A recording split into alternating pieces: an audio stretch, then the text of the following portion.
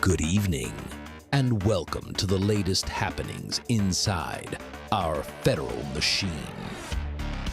Here we go! Time for the machine! It's Thursday, November 20th, 2025. This is Faith On with another episode of The Swamp.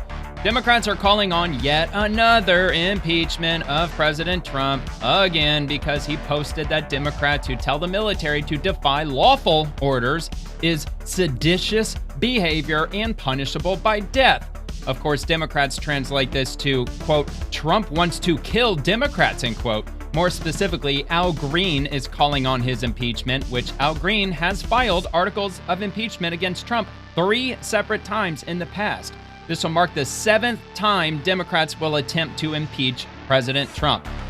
And a Democrat child sex offender is running for mayor within the state of Rhode Island, and we'll take a look at that. Also, Socialist New York City Mayor-elect Zohran Mamdani will be meeting with President Trump at the White House tomorrow. And several elected state Senate Republicans in Indiana have been targeted for swattings just this week alone. And according to the Trump administration, Americans are expected to take home an additional $91 billion in tax returns next year, which will be an all-time record high for money returned to taxpayers. We have more lies to debunk from the mainstream media, including the lie that the U.S. Coast Guard no longer classifies the swastika as a hate symbol, and another lie from the San Francisco Chronicle and a San Francisco council member claiming that U.S. Immigration and Customs Enforcement chased down an illegal immigrant parent who was picking up their child from school, which the truth will be provided with detail from the U.S. Department of Homeland Security. The Department of Transportation has announced they are mandating the use of female crash test dummies for the first time ever.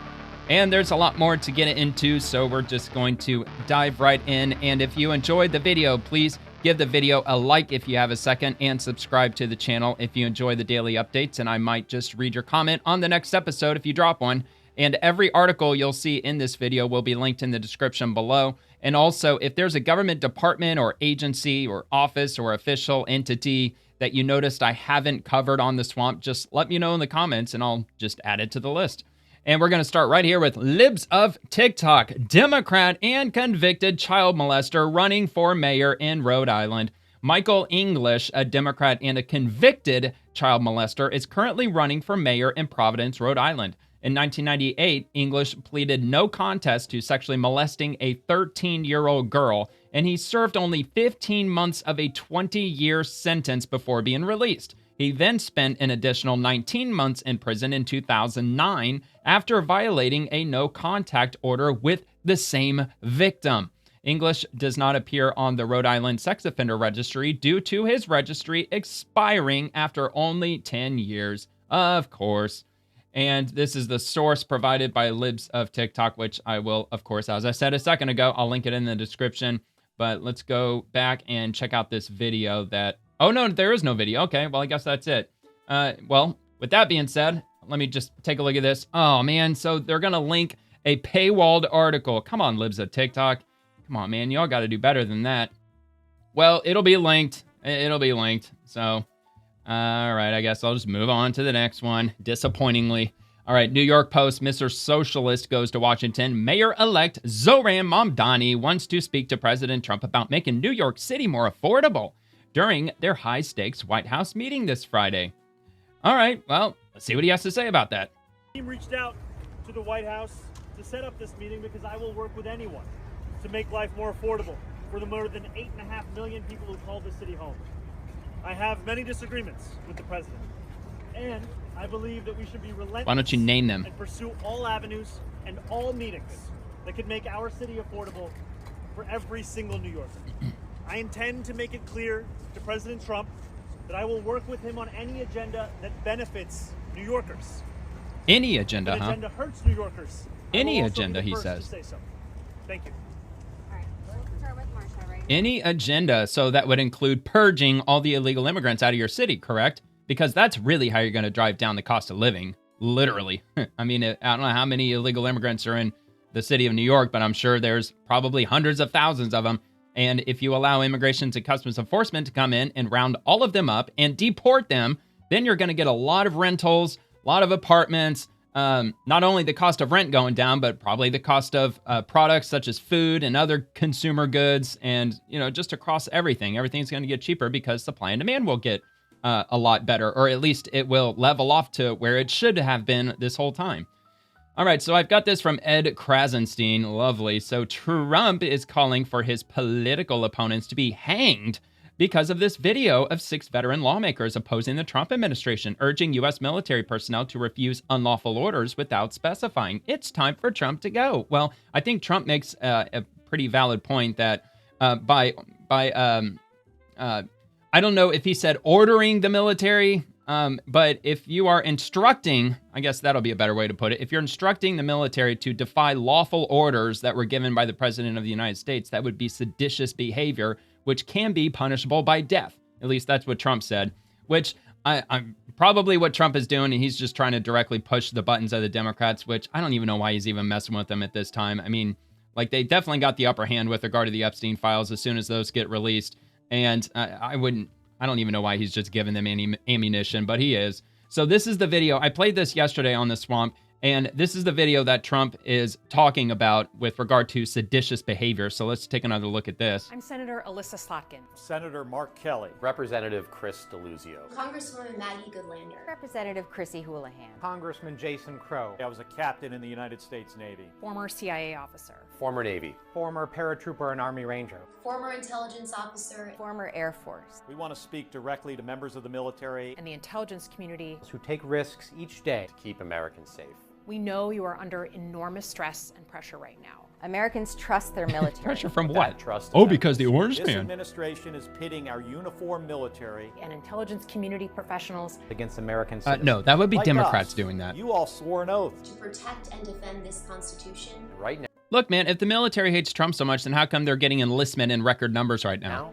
The threats to our Constitution aren't just coming from abroad. But from right here at home. Our laws are clear. You can refuse illegal orders.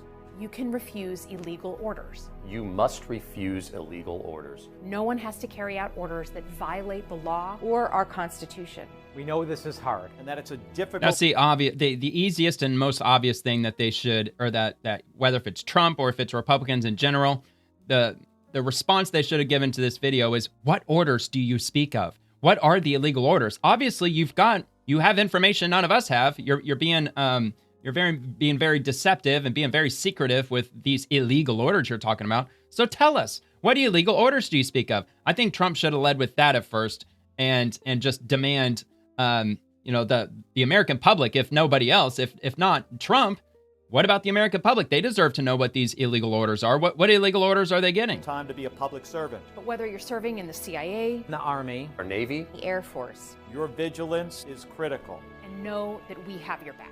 Because now, more than ever, The American people need you. We need you to stand up for our laws. Our Constitution. And who we are as Americans. Don't give up. Don't give up. don't give up. Don't. All right, whatever. So, I mean, there's already federal whistleblower laws in place anyway. So if there's like blatant, illegal, unlawful orders that are being given, I'm sure that there's a time and place and an entity that they can respond with, or they can report that to. So this is from Rapid Response from Donald J. Trump's Truth Social. And President Trump says it's called seditious behavior at the highest level. Each one of these traitors to our country should be arrested and put on trial. Their words cannot be allowed to stand. We won't have a country anymore. An example must be set. President Donald J. Trump. And he's responding to Washington Examiner. Democratic veterans in Congress urge service members to refuse unspecified lawful orders, obviously from this video, which is really hilarious because when this video first dropped, nobody watched this video. Nobody gave a shit about this video. Ironically, it was President Trump that really platformed this video in the first place. I mean, if he just fucking ignored it, I don't think anybody would have even paid any attention to it.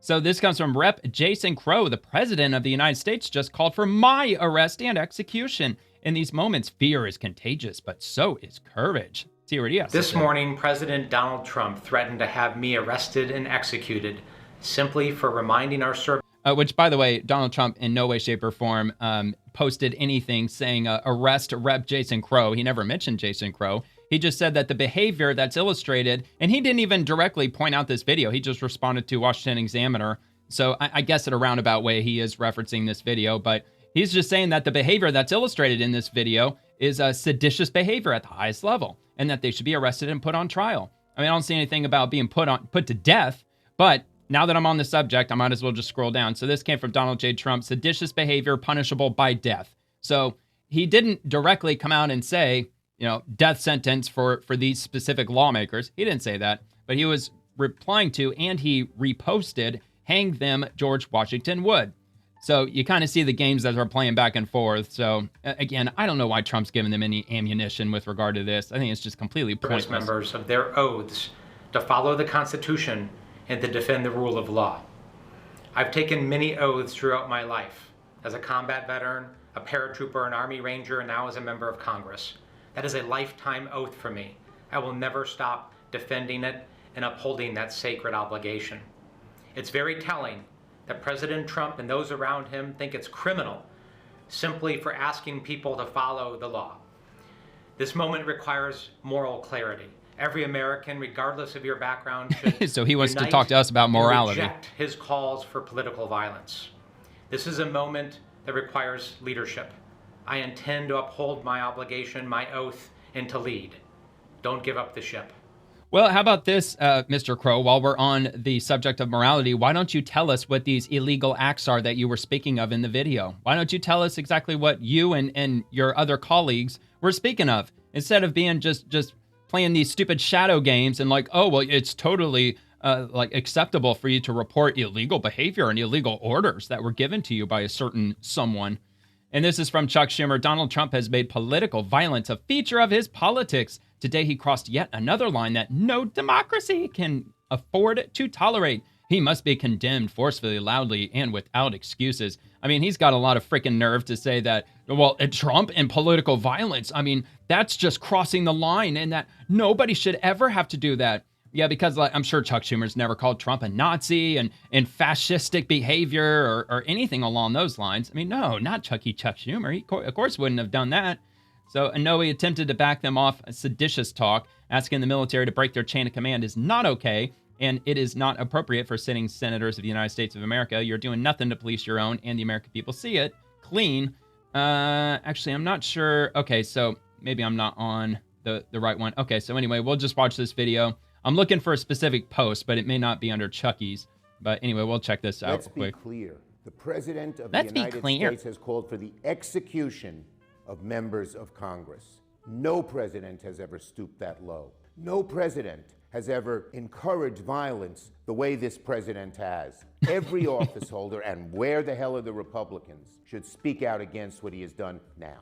Oh, they're such fucking morons. Of course they're going to try to impeach him over this. It's like, dude, why would you even give them this ammunition? Why would you even give them the fucking time of day with all this nonsense behavior coming from the Democrats? So Rep. Pramila Jayapal says a Republican state lawmaker from Arizona called for me to be hanged in September. Now Trump is saying Democratic members of Congress should be hanged. This is not a joke. These calls for political violence are completely unacceptable, and they must stop now. Calls for political violence because Jayapal, she never once called for any kind of political violence against Trump or any Republicans ever. So anything you say regarding political violence is okay, though. There's plenty of examples from your side specifically on this, or have you forgotten all of a sudden? There needs to be unrest in the streets. Protesters should not let up. If you see anybody in a cabinet, in a restaurant, in a department store, at a gas station, get out there and create a crowd and push back on them and tell them that they're not welcome anymore anywhere. I just don't know why there aren't uprisings all over the country. Maybe there should be. Yeah, but they're so anti-political violence, though. They did not make mistakes. They committed treason. Yeah, of course. So, yeah, that's the definition of sedition. I'm not exactly looking for that. Maybe it's in the next post.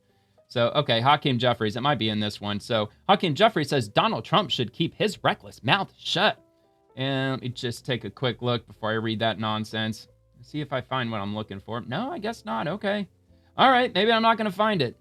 All right, whatever. So, anyway, he says political violence has no place in America. Representatives Jason Crow, Chris Deluzio, Maggie Goodlander, and Chrissy Houlihan, Senators Mark Kelly, Alyssa Slotkin all served our country with tremendous patriotism. We unequivocally condemn Donald Trump's disgusting and dangerous death threats against Congress and call on House Republicans to forcefully do the same. Trump has cited a violent attack, blah, blah, January 6th, all a fucking setup. There's no bottom to when it comes to Donald Trump. We've been in contact with the House Sergeant-at-Arms in the United States Capitol Police to ensure the safety of these members and their families. Oh, so they're calling the Capitol Police because they're so scared that President Trump by himself is going to start storming around the Capitol building with a freaking noose and looking for a banister or a freaking balcony to throw the fucking rope over and just snatch up any random Democrat member of Congress to start hanging them.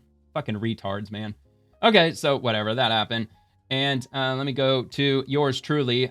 Representative and loser Al Green intends to file articles of impeachment against President Trump for the 4th time. It will mark the 7th time Democrats attempted to impeach the president.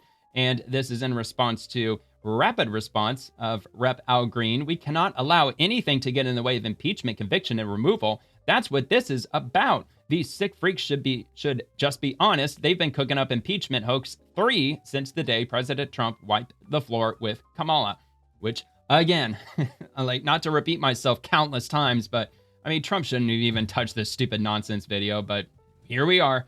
I think that the Texas court made a proper decision. I believe that the Supreme Court should follow the rules, the ruling of the Texas court. But I also know this.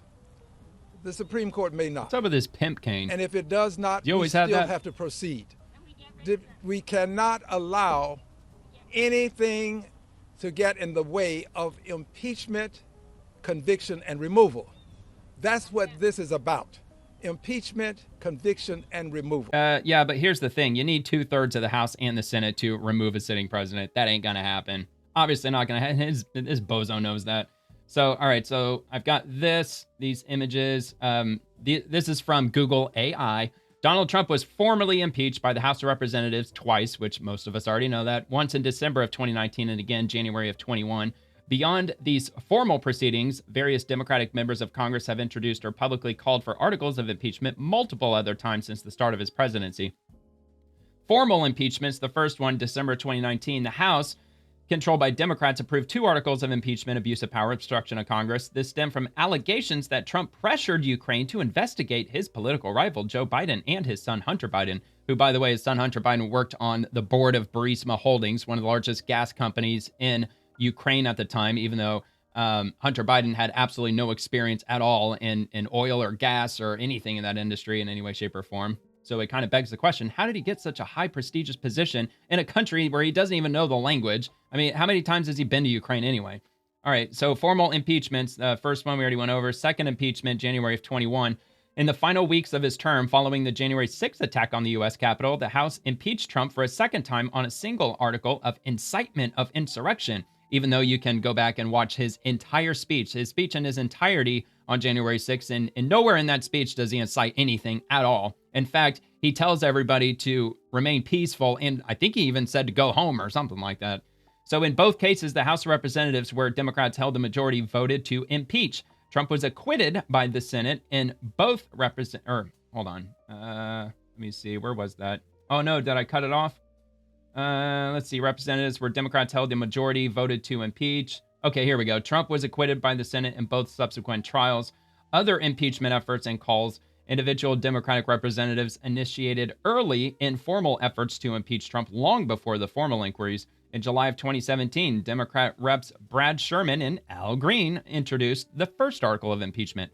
In December of 17, January of 18, Rep. Al Green forced floor votes on impeachment resolutions, which were largely defeated, with many Democrats joining Republicans to table the measures. Actually, so this might actually count as 2. December of 17 and January of 18, so that might be, it appears that it might have been 2 separate impeachment inquiries or articles of impeachment. And if that's the case, then this time around, what Al Green was talking about in that video would be the 5th time that he wants to file impeachment articles against Trump. In May of 2019, a growing number of House Democrats publicly supported an impeachment inquiry following the release of the Mueller report, leading Speaker Nancy Pelosi to eventually announce a formal inquiry in September of 19. Most recently, in June of 25, during his second term, Democratic reps Sri Thandana and Al Green have again introduced new articles of impeachment. In summary, the Democratic-controlled House of Representatives officially pursued and passed articles of impeachment twice, while individual members made numerous other calls and efforts throughout Trump's time in and out of office. Oh man, they are so scared of what Trump stands for. The possibility that the establishment could eventually lose power. That just makes them fucking seethe now, doesn't it? All right, so moving on to the next thing. So, again, from myself, the real truth, Rep. Kim Schreier took $321,504 from Big Pharma, and I'm responding to her post earlier today. When was this? At 12 o'clock this afternoon. And she says, RFK Jr. just changed the CDC website with his fictional anti-vax talking points promoting the blatantly false claim that vaccines cause autism. This is dangerous.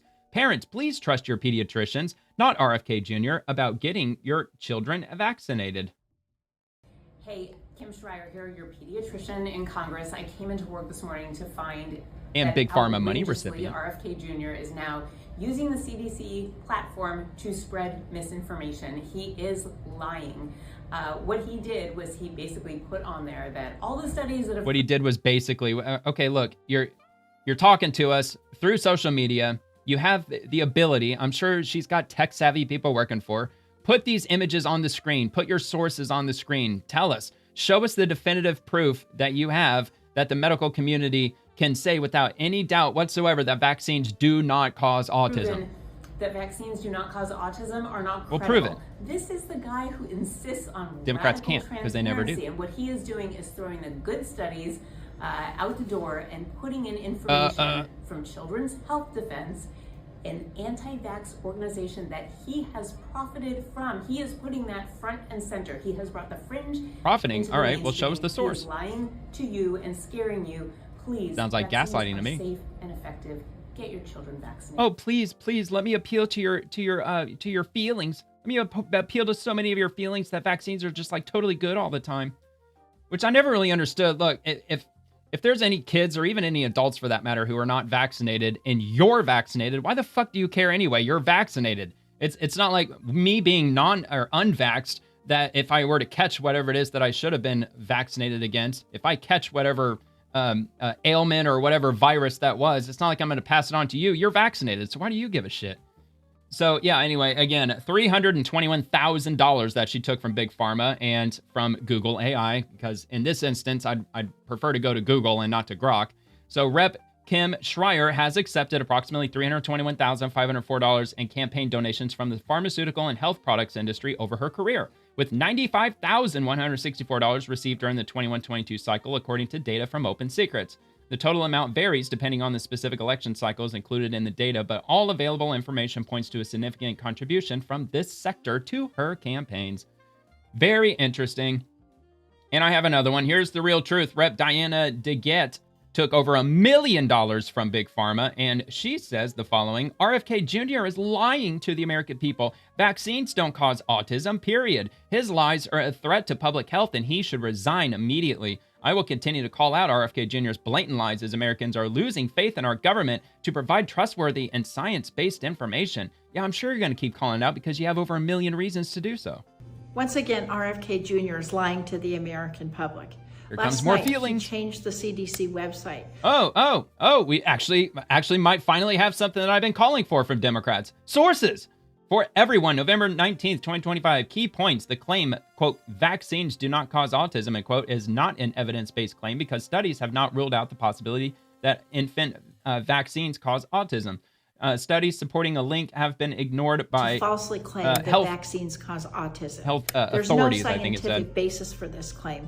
And what's worse, which is kind of funny because that's not her claim in any way, shape, or form. She's trying to make the argument against that, I think. It misleads Americans. Parents check the CDC website to see what vaccines they should. Oh, so in other words, look it up, bro. Just look it up. You know, you got Google. Just look it up, bro. Giving their kids. And if they believe this false information, childhood disease will increase. Well, show us on screen. You obviously know how to do that. That had been pretty much eradicated in this country will come back and children could die. Enough is enough. We have to... Yeah, because something that's completely eradicated will always just magically come back. I mean, well, what about smallpox? No, I don't have a smallpox vaccine. I don't think anybody's gotten a smallpox vaccine in like the last 40 or 50 years. So why aren't you worried about smallpox coming back with a vengeance? Stop these false claims, and we have to have science-based information going out to America so that people can have health for their kids and for themselves. Well, you know, it's kind of hard to take you seriously when you're taking millions of dollars from big pharma in the past, and then you're trying to state the opposite of what the Secretary for Health and Human Services is stating. So anyway, Diana DeGette has accepted approximately $1,141,459 in campaign donations from pharmaceutical and health product companies since 1990. This figure represents the total amount from 1990 through the latest available data, with a significant portion coming from the 21-22 cycle alone, which totaled $111,812, right smack in the middle of the COVID season. Total donations, 1990 to present, $1.141 million, and donations from 21 to 22 cycle, $111,000. And let me see, I think I was open secrets. Okay, so that's the sources that Google was pulling from. And yeah, so that happened. All right, so let's move on to the White House. Press Secretary Caroline Leavitt briefs members of the media on November 20th of 2025. And Secretary McMahon with the Department of Education, she shows up to this White House press briefing, which I have here. So this one's a bit long. It's like 20 minutes long, so I don't know if I'm going to play the whole thing. As always, with long videos, I'll just get it started and we'll see what happens. If it ends up going into the weeds with certain things, Q&A perhaps, or what have you, I'll just repost this and you can go check it out for yourself, or you can go directly to White House on the X platform. So let's give this a watch. Actually, it might not be 20 minutes. Oh, you know what? Yeah, they actually, hold on. Okay, yeah, so it will be a little bit less than 20 minutes. Traveled to Marine Corps. I brought a very... All right, here we go.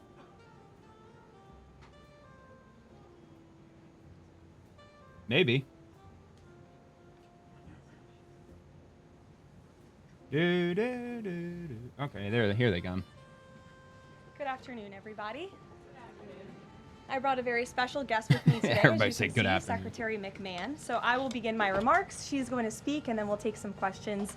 She'll take questions, and I'll take questions from you as well. First off, yesterday, First Lady Melania Trump and Second Lady Usha Vance traveled to Marine Corps Air Station New River. Yes, they did. We watched the videos last night in North Carolina, where they spent the day meeting with students, educators, military families, and United States Marines. See, I'm on top of this shit. First Lady and Second Lady were grateful for the warm welcome and remain deeply committed to supporting military families and the communities that serve our great nation. May God bless all of them. In economic news, the September jobs report showed the American economy remains strong, with 119,000 I think biggest number new since jobs April. added, more than double expectations. These gains came after the summer passage of President Trump's historic tax cuts and multiple big trade deals with countries around the world. In particular, construction jobs surged by 19,000 in September, the largest monthly gain in a year.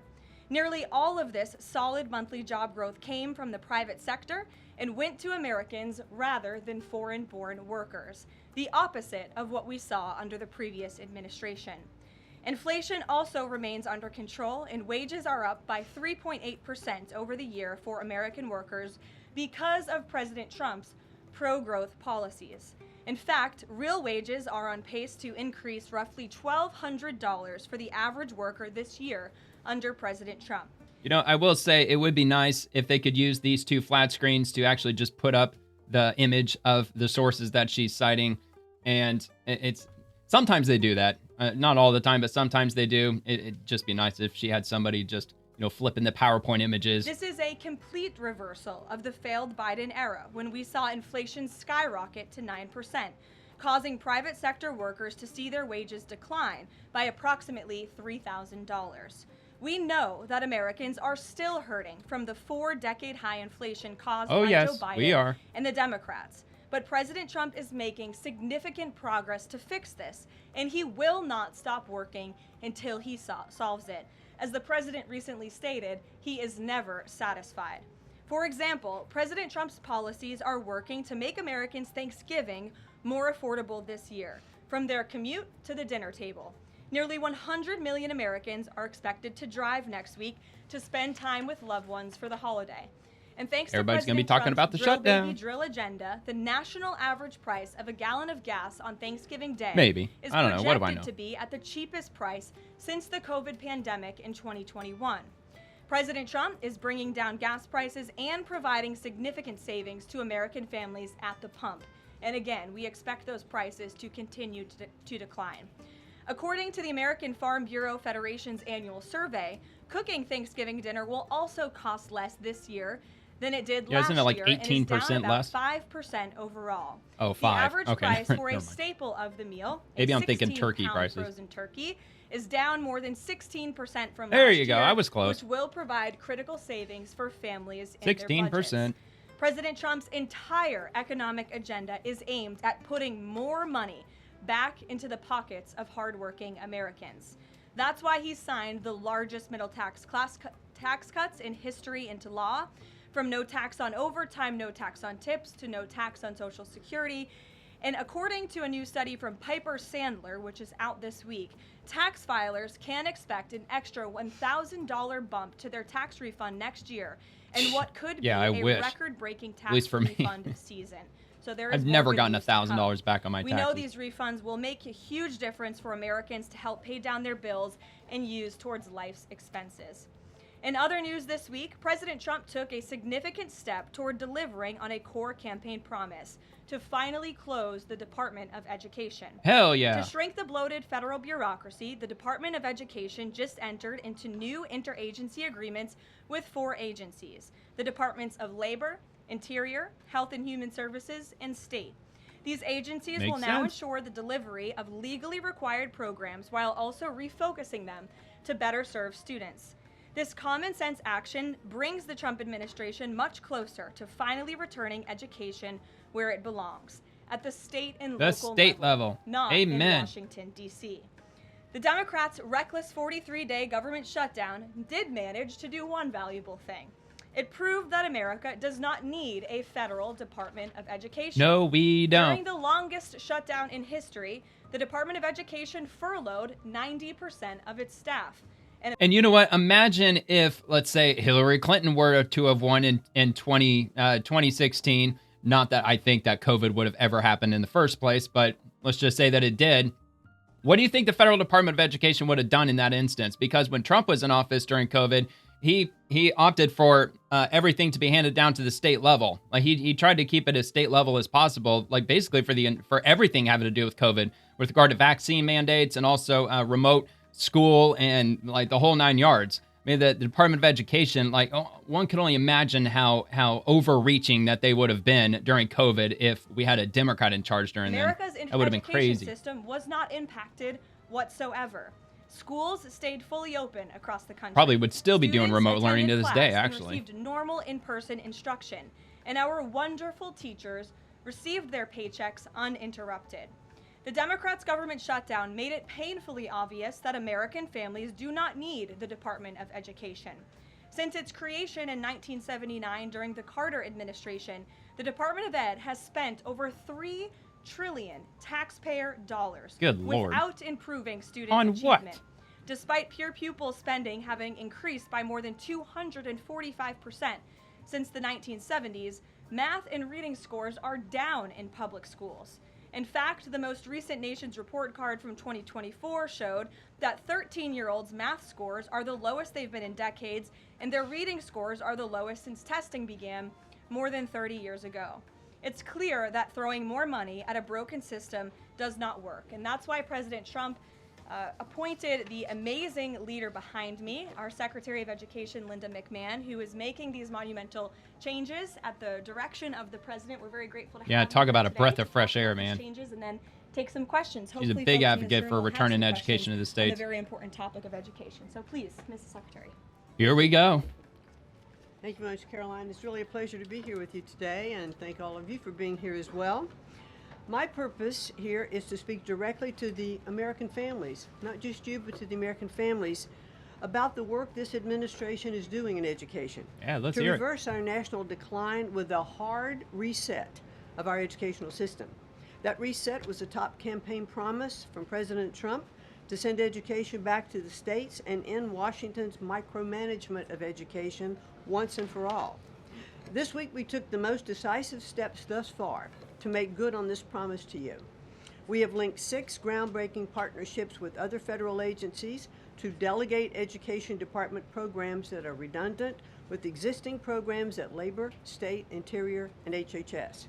These interagency agreements to cut our own bureaucratic bloat are a key step in our efforts to shift educational authority from Washington, D.C. to your state education agency, your local superintendent, your local school board, entities that are accountable to you, and we encourage parents to always be involved. Cutting federal bureaucracy is never a popular move among D.C. insiders. A chorus of anti-Trump voices have come out of the woodwork to complain that we are defunding education, harming students, or acting without a plan. This could not be further from the truth. The majority of Americans across the country handed to President Trump the popular vote precisely because they have seen the brokenness of a top-down education system run by the federal government. They're painfully aware that only 3 out of 10 students can read proficiently at their grade level. They know that college students are collectively $1.7 trillion in debt, and less than half of college graduates get a job that actually uses the degree which they studied so hard. Yeah, how do you like that? They see more teachers than ever before leaving the profession due to burnout, over-regulation, and lack of autonomy in the classroom. Anti-Trump voices are stirring up fear that returning education to the states is a draconian action. When Americans no, it's actually the hear opposite. that we are shutting Fucking down retards. the department, but given no other details, 51% oppose it. But when those same Americans are informed of our plans to preserve important elements of our work in other federal agencies and to maintain the K-12 funding that is distributed to the states, that number flips to an even greater majority at 56%. And they support returning education to the states and breaking up the bureaucracy. That's because the Department of Education is a pass-through entity. It doesn't educate a single student. The money it sends to states for education can be sent directly without waste. The Democrats' government shutdown proved that without a doubt, and I'll reiterate what you said, that the Department of Education was not necessary during the shutdown. Now, this is what I've seen already on my 50-state tour that I've embarked on. Educators are innovating in their schools. States are customizing their budgets and standards, and post-secondary institutions are planning for the economy of the future. We're not leading them. They are informing us. That's why our final mission as a department is to fully empower states to carry the torch of our educational renaissance. Education is local. It should be overseen locally by those who best know local needs. We're not ending federal support for education. We are ending federal micromanagement and paving the way for education renewal through state reforms like school choice, the science of reading, and restoring the right priorities in higher education. President Trump promised to send education back to the states, and we're keeping that promise. America's next generation will look back on the work we've carried out, thankful for an education system that prioritizes students over bureaucracy. Thank you. Well, thank you very much, Madam Secretary, and we'll take some questions for the Secretary if you have them.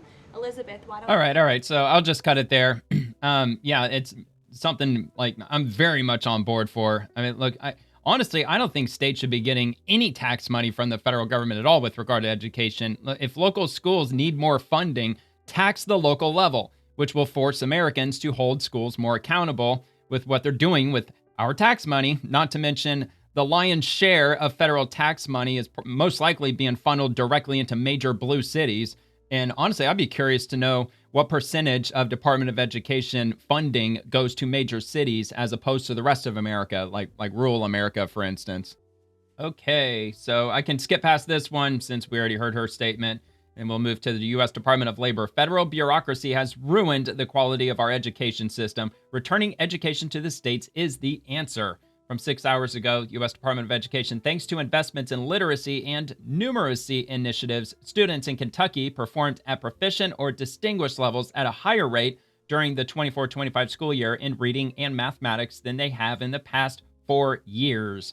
Local innovation is working. KDE's data shows students performed at proficient or distinguished levels at a higher rate during the 24-25 school year in reading and mathematics than they have in the past 4 years. We have been very focused on providing innovative programs, extensive training, and support for the Commonwealth's educators.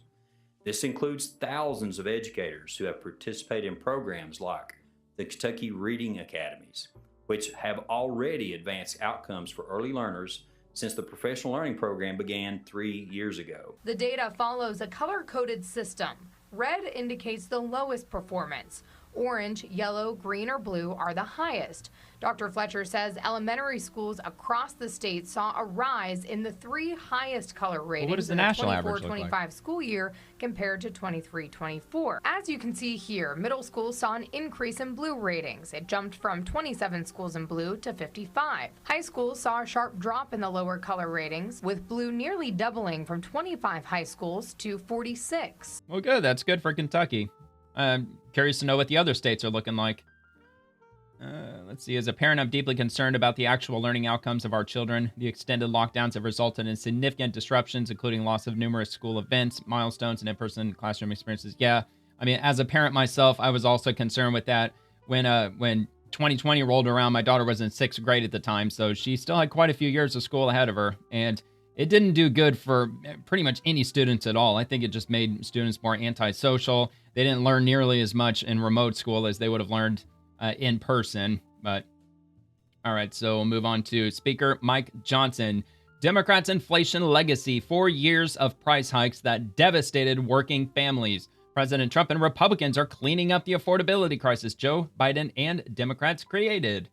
And the Democrats' inflation legacy: 4 years of price hikes that devastated working families. Joe Biden may no longer be in the White House, but American families are still living with the consequences of his economic failures. President Biden presided over the worst inflation spike in 40 years, driving up the cost of food, housing, transportation, and necessities, and left working families struggling to keep up. Today, President Trump and congressional Republicans are cleaning up the mess, cutting costs, raising wages, lowering interest rates, and rebuilding the strongest economy in the world. Biden's 40-year inflation crisis. Biden's tenure produced the most painful price shock since Jimmy Carter. Here are the facts. Let's see. Cumulative Biden-era inflation reached 20%, wiping out wage gains for millions of Americans. And these are all links. I won't link all of them in the description, but I will at least repost this article. And I have a link to my profile in the description below if you want to check that out. Or you could just go straight to Speaker Johnson on the X platform if you happen to be over there. And inflation peaked at 9.1% in June of 2022. When President Trump left office, inflation was just 1.4%. Families paid 20% more for basic necessities by the end of Biden's term. Biden's policies drove the Federal Reserve into the highest interest rates in 23 years. Workers lost more than $2,900 in real purchasing power. Now, I know that numbers tend to be all over the place. It depends on what source you're looking at. But the one that I've seen most consistently with regard to grocery prices was from the beginning of Biden's term to the end of Biden's term, grocery prices increased on average across the board about 30%. At least that's the number that I saw, which I tend to believe because, yeah, I could absolutely see myself spending 30% more than I did 5 years ago. No doubt about that. Working families, seniors, young parents, and first-time homebuyers all suffered under Biden's failed economic leadership. Democrats made the crisis worse. Democrats didn't just cause Biden's inflation, they compounded it. Their reckless government shutdown inflicted real economic pain and derailed early recovery efforts. And the consequences. So the Democrat shutdown cut 1 to 2% from GDP, according to the Congressional Budget Office. And the CBO also reports $7 to $14 billion in economic losses tied directly to the Democrat obstruction. Or the shutdown, right? Or no, yeah, during Biden's. During Biden, anyway, while Republicans pushed to reopen the government and revive the economy. Okay, no, yeah, they were talking about the shutdown. Democrats chose chaos and delay, deepening the affordability crisis American families were already digging out from. The Trump recovery is real and accelerating. In less than a year, President Trump and congressional Republicans have unleashed a powerful economic resurgence built on investment, job growth, higher wages, lower costs, and restored confidence. The results, real wages are already up nearly $700, on pace to rise $1,200 in Trump's first full year. America has attracted $9 trillion in new U.S. and foreign investment, but if you ask Trump, he'll tell you it's $17 trillion. President Trump, his deregulatory agenda is saving Americans $180 billion or $2,100 for a family of four. And again, these are all links. So I guess here, let me just see what this one does. So 700, just curious as to where it goes from the White House. So it's a .gov website. Like back in my schooling days, they told us a .gov website is an absolutely reputable source to use. So if you're writing an essay or anything like that, using a .gov source is pretty ironclad. So, so we're making big progress on prices. We'll keep working to make sure everyone benefits. So, so then they've got the details lined out there. So I don't know if all of these go to the White House. That one goes to the White House. That one does too. I'm looking at the bottom left corner. Whitehouse.gov. So, maybe all these are from the White House. All these links. No, that one's from X. X.com. Okay. Not a great source. That one's X.com too. Inflation, fred.stlouisfred.org. That one's legit. X.com. Okay. Waysandmeans.house.gov for that one. And that's the same place, Ways and Means. And whitehouse.gov. So, the ones from X.com I'd probably take with a grain of salt. Unless whatever link that, or whatever it's saying on that X post, if it does link to something reputable. I don't know. But anyway, so this, again, it'll be reposted if you want to take a look at it. All right, so where are we at? So, let's see. President Trump's deregulatory. Okay, we got that. So President Trump and congressional Republicans also secured the largest tax cut in American history, taking effect on Americans' next tax returns.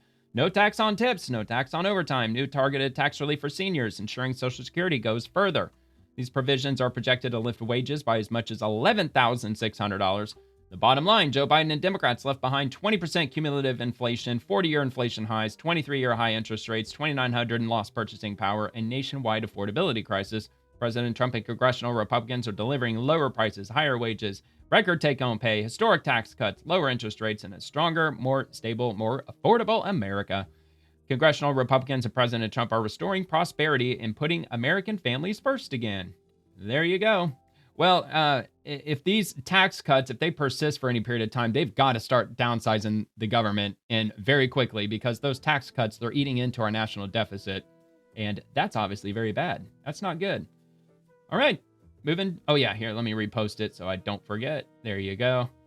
Rep. Frank Pallone, Americans are already being crushed by the skyrocketing cost of living, and now the House GOP is passing legislation that will drive up monthly power bills even further by sending unlimited amounts of our natural gas abroad. Quite the reversal for the America First crowd to push a bill that puts Americans last. Well, what about, I don't know. Oh, wait, I forgot this is a video, but here, I'll come back to that. As far as the trillions of dollars in renewable energy that they took from taxpayers to build out. The promise of renewable energy driving down electric costs? Of course it's not. Of course not, but here, let's hear what he has to say. China is one of the top recipients of American LNG. And LNG companies, not only the president, but LNG companies are openly bragging about how they can sell to Chinese buyers. But this bill completely removes any review of whether exporting more of our LNG to China is in the public interest. Now, the chairman said that that's a presumption that the public interest is met. But I would argue it's more than a presumption. There is no longer any review of the public interest. And when I talk about the public interest, I'm talking about price, I'm talking about national security, I'm talking about impact on the environment and the air and whatever people breathe. Now, look, he may actually have an argument with this. The liquid natural gas that we're exporting to China, is that a surplus? Are we operating in a surplus? So we're pumping so much liquid natural gas out of the ground that we just have above and beyond the abundance that would allow us to export to other countries. If that's the case, then fine, whatever.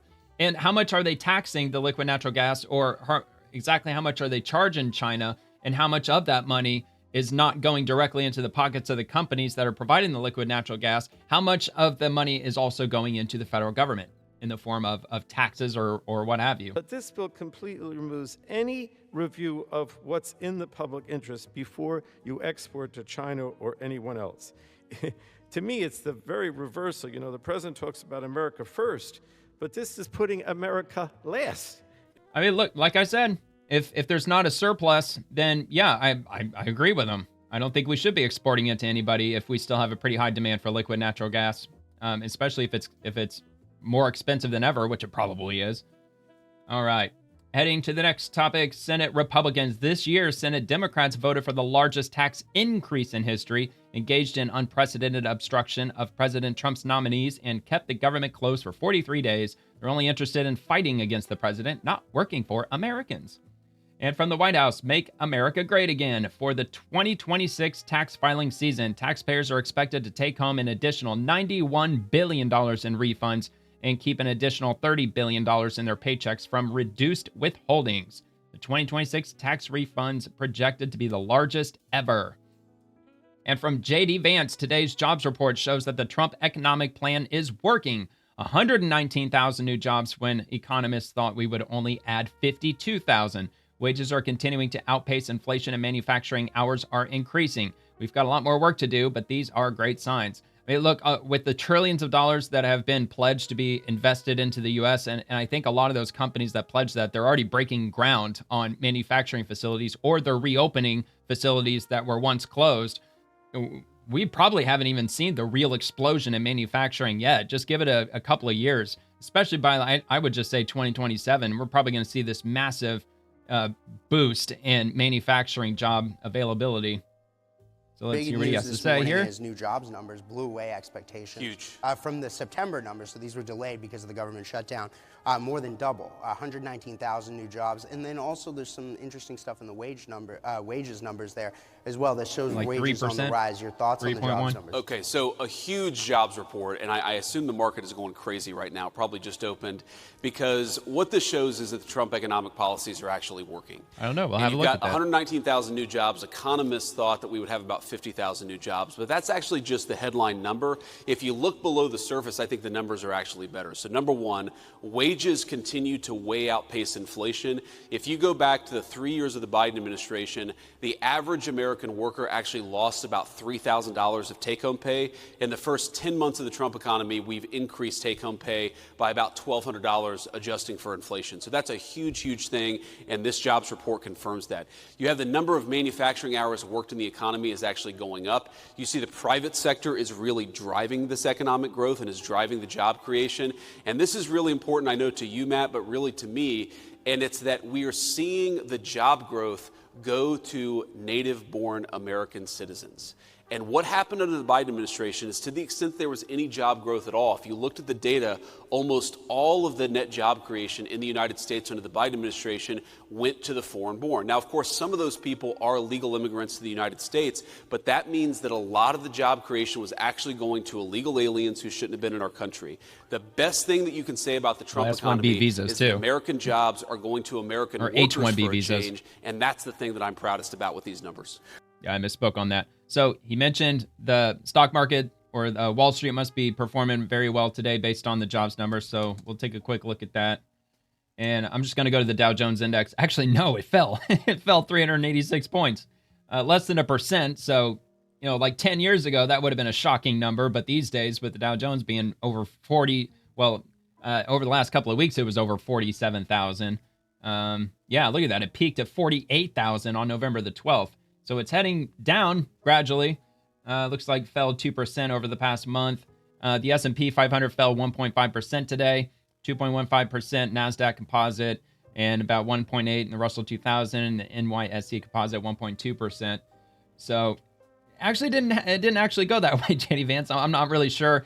I know that cryptocurrency doesn't have a huge effect on Wall Street, but in the cryptocurrency front, Bitcoin has fallen down quite a bit over this week, especially today. It fell quite a bit today. The same with Ethereum, and that's having its own effect, possibly, maybe not, with regard to the stock market, or maybe there's something else going on out there geopolitically that I'm not aware of, or maybe that J.D. Vance didn't hear about it first. But this was just 10 hours ago. So like this is reflecting today's performance, or going back to the single day.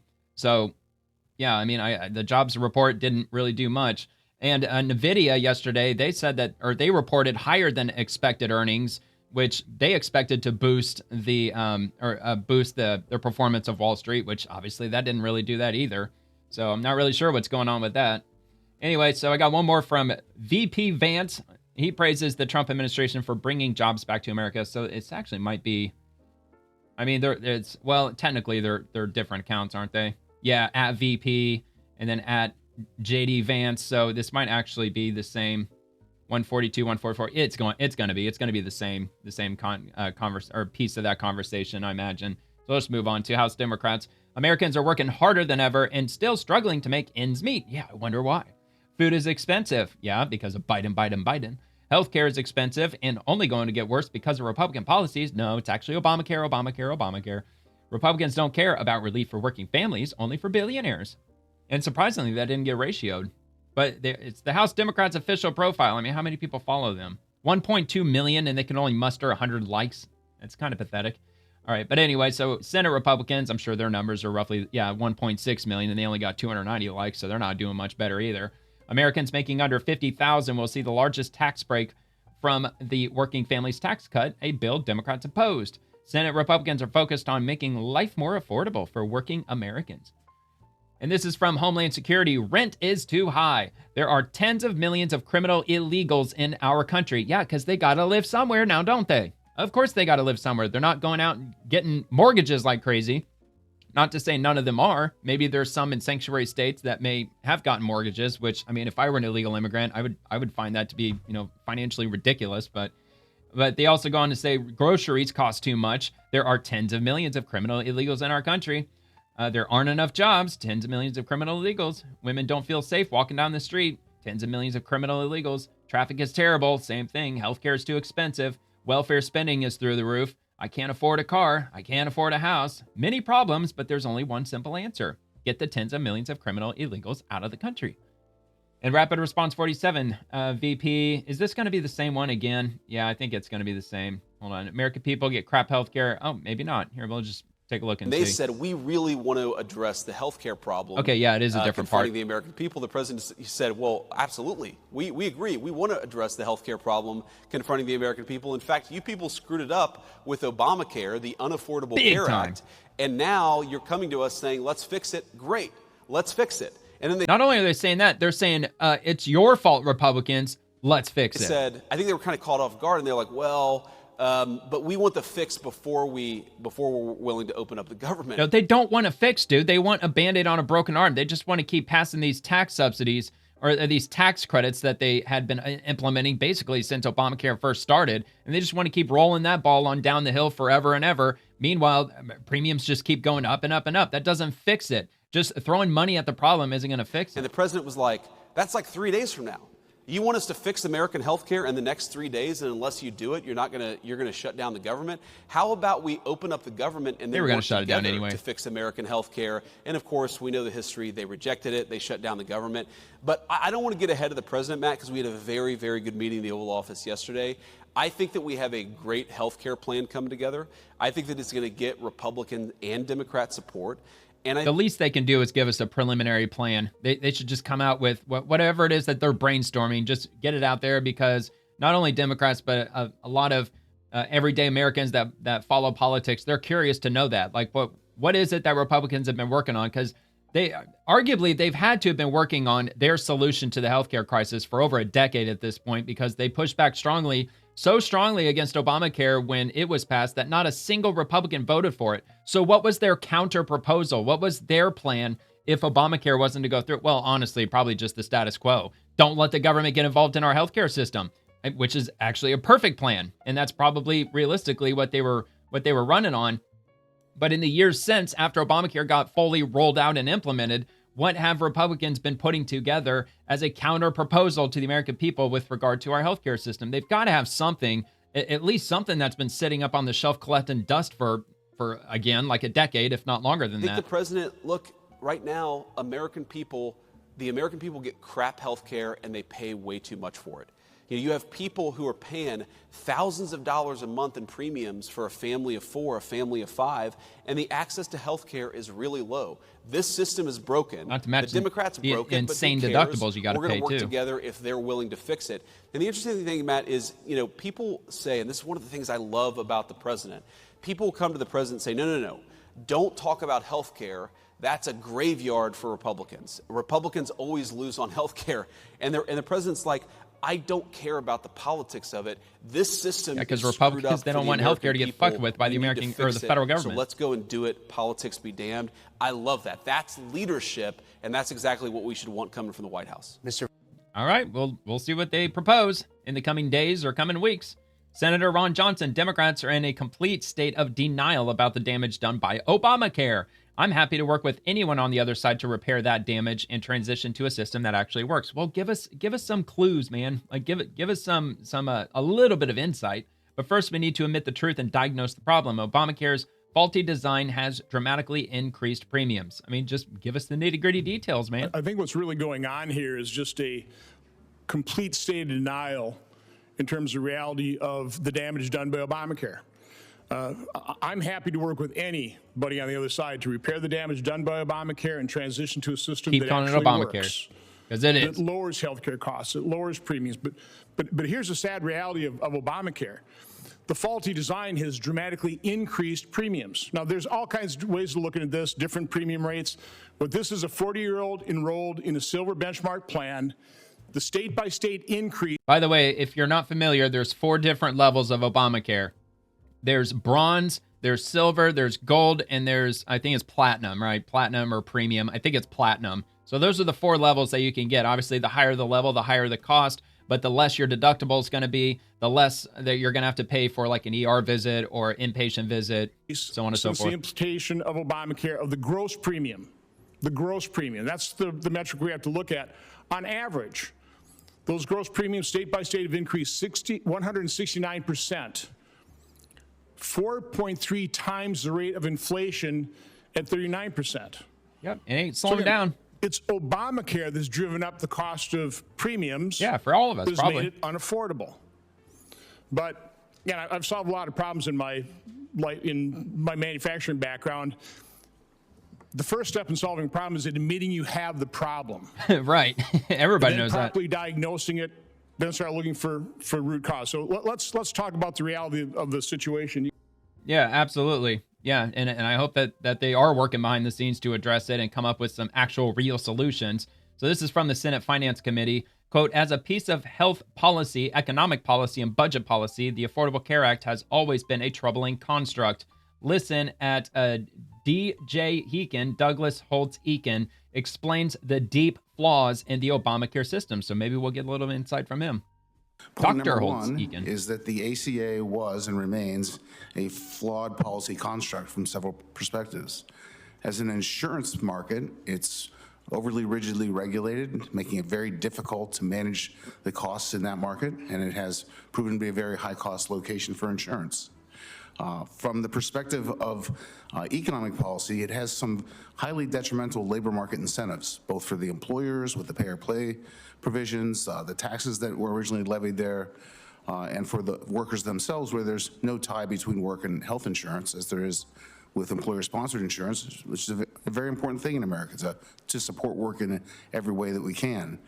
And from the outset, the subsidies were so generous that you could do the math and figure out that up to 300% of poverty, it made a lot of sense for employers to just stop being in the insurance business, put their workers in the exchanges, and both the worker and the employer could come out ahead. And so those incentives were there at the beginning, and they have not been changed. They remain. They are a headwind to ESI in America, and to continue them and exacerbate them, I think, is unwise. And Senator Johnson is one of the people who did the original calculations on this back at the launch of the ACA. And from a fiscal perspective at the time, I was quite worried about the implications for the budgetary outlook, which were not good then and are even worse now. And to add any further additional mandatory spending to the federal budget is simply unwise at this point and must be offset at a minimum or find another way to meet that objective. So as a piece of health policy, economic policy, and budget policy, the ACA has always been a troubling construct. Yeah, and Democrats have absolutely no solution except just to keep throwing more tax credits. Just keep taking more of your tax money and just throw it at it. Just keep writing blank checks to the insurance industry. And I think it's also crazy that Obamacare, it financially penalizes you. It fines you if you don't get health insurance. I mean, it's absolutely ridiculous. Like, what is it? Like they take, I can't remember what the number was, like $75 or something like that. It's whatever the number is. Like they take it away from your tax return as far as I understand. I'm not sure. It's been a while since I've not had healthcare, so I can't remember. But I don't know, man. So much for freedom. So House Democrats, the Republican healthcare crisis will force Americans to make difficult choices: food or healthcare, housing or healthcare. No one should have to make these kinds of sacrifices. I mean, talk about the nerve for Democrats to be saying that, where they are the root of the problem. So from HHS, protecting our children's health and their future is good medicine. It's also our moral obligation. Welcome to the USPHSCC. So let me just take a quick look. So the U.S. Public Health Service Commissioned Corps, America's health responders. And welcome to the USPHSCC and the HHS team, Admiral Christine in Officio Salutis. There you go. So ADM Brian Christine, MD. Today we released a report exposing the truth. Pediatric sex-rejecting procedures are not evidence-based. They are dangerous. Enough is enough. Read it for yourself. Protecting children should not be controversial. It is our duty. The tide is turning. Let's take a listen and a watch. This is Admiral Brian Christine, the Assistant Secretary for Health at the Department of Health and Human Services. Over the past decade, the number of children and adolescents who reject their biological sex has risen dramatically. Some analyses indicate trans-identifying teens nearly doubled from 2022 to 2023. Yeah, they just want to fit in. These young people and their families are searching for answers to gender dysphoria. They deserve honesty, compassion, and the strongest evidence for the help that the medical profession can offer.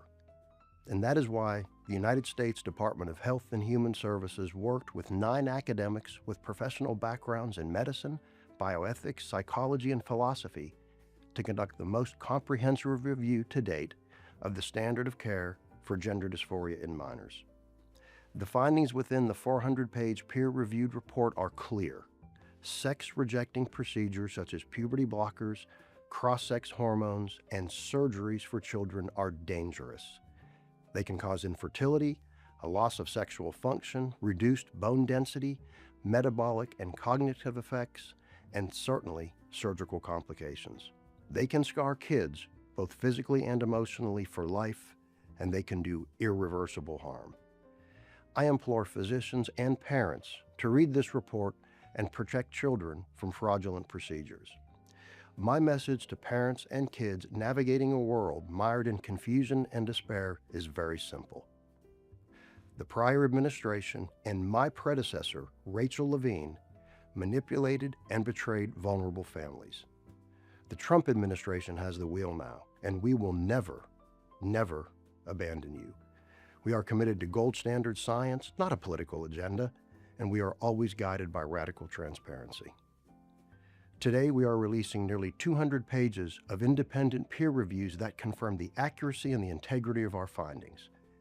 Around the world, countries like the United Kingdom, Sweden, and Finland have already shifted course, emphasizing psychotherapy and mental health support for children confused about their sex. Yeah, they've banned puberty blockers, surgical intervention. We do the same in the United States. And this is not about politics. It's about science, it's about safety, and it's about trust. Our mission is to ensure every American, and especially every child, receives medical care that is evidence-based, that is ethical, and worthy of the public's confidence. Protecting our children's health and their future is good medicine. And it's also our moral obligation, and in the administration, we take this obligation very, very seriously. At the Department of Health and Human Services, we will continue to be guided by gold standard science, a dedication to radical transparency, and always the truth.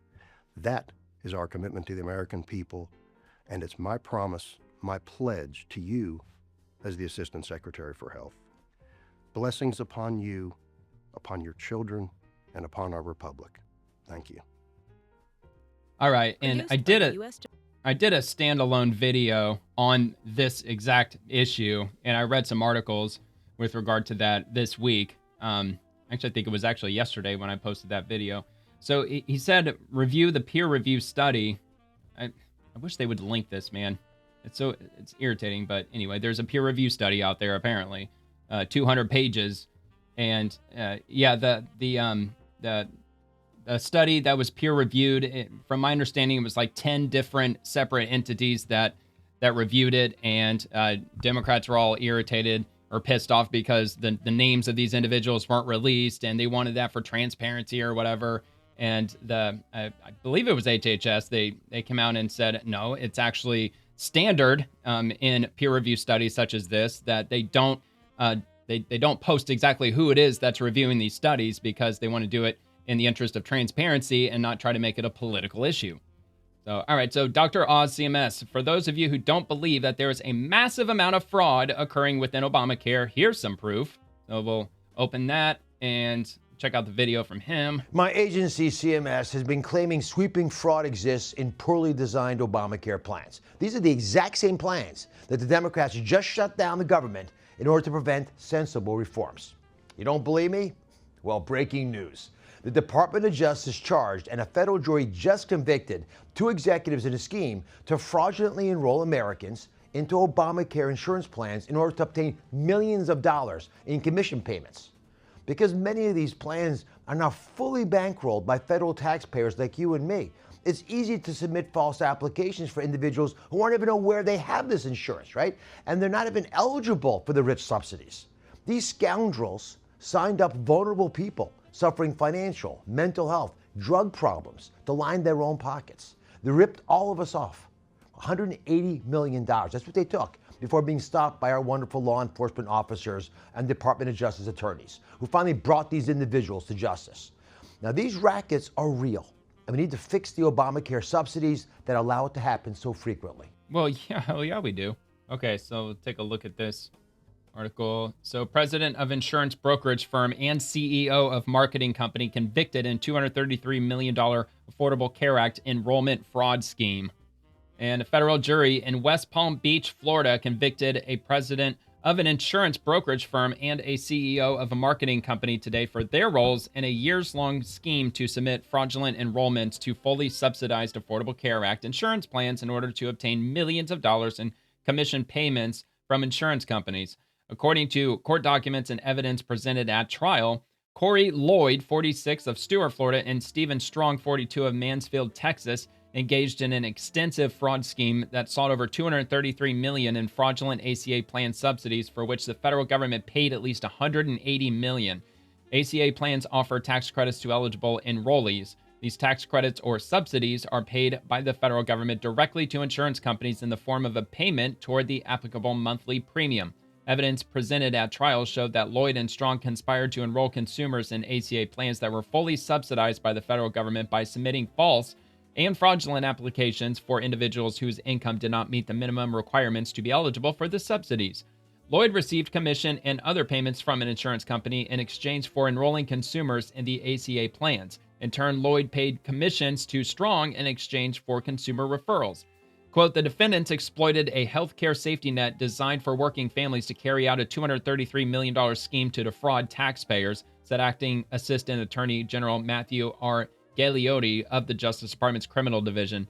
The defendant's scheme targeted vulnerable people, including those suffering financial hardship, drug addictions, and mental health disorders, to line their own pockets. Today's guilty verdicts demonstrate that the Criminal Division seeks to protect all of our citizens and will continue to hold accountable criminals who steal taxpayer dollars and endanger the health and safety of our communities.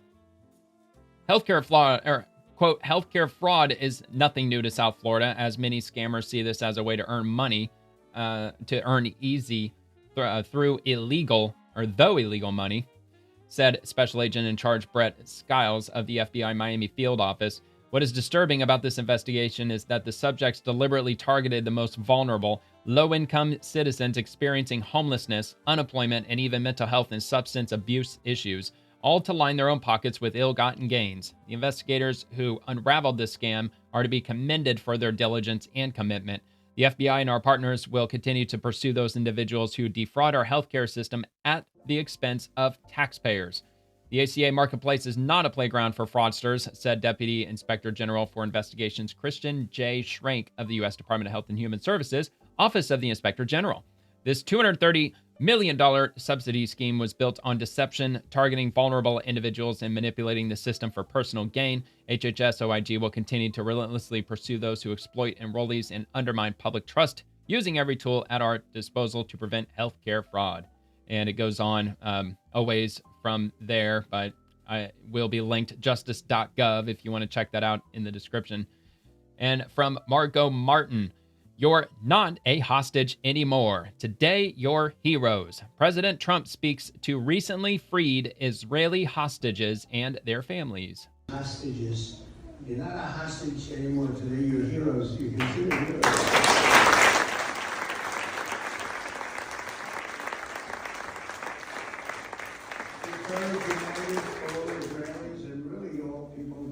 So yeah, of course, they were invited to the White House, where I believe they also had a dinner, if I'm not mistaken. All right, House Foreign Affairs Committee. President Trump is right. For far too long, innocent Nigerian Christians have been slaughtered while the world looks away. In fact, just this week, terrorists attacked a church, killing and kidnapping innocent Christians. This is the reality they face in the region. This is from Libs of TikTok from yesterday. Horrifying Christian church in Nigeria was attacked by gunmen during service, killing at least 2 people while others, including the pastor, were kidnapped. I'm a little reluctant to play this because it's on YouTube and X. You can basically post, as long as it's like legal in the actual legal sense, you can post pretty much whatever on the X platform. So we'll take a brief look at it, and we'll see where this goes.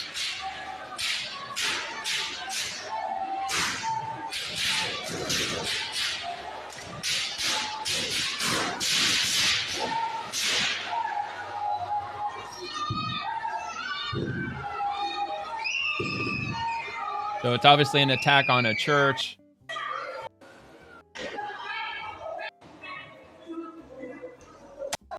Looks like they're hiding.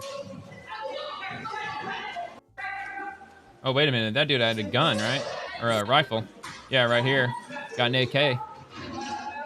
Or she does. Another one. Obviously Muslims.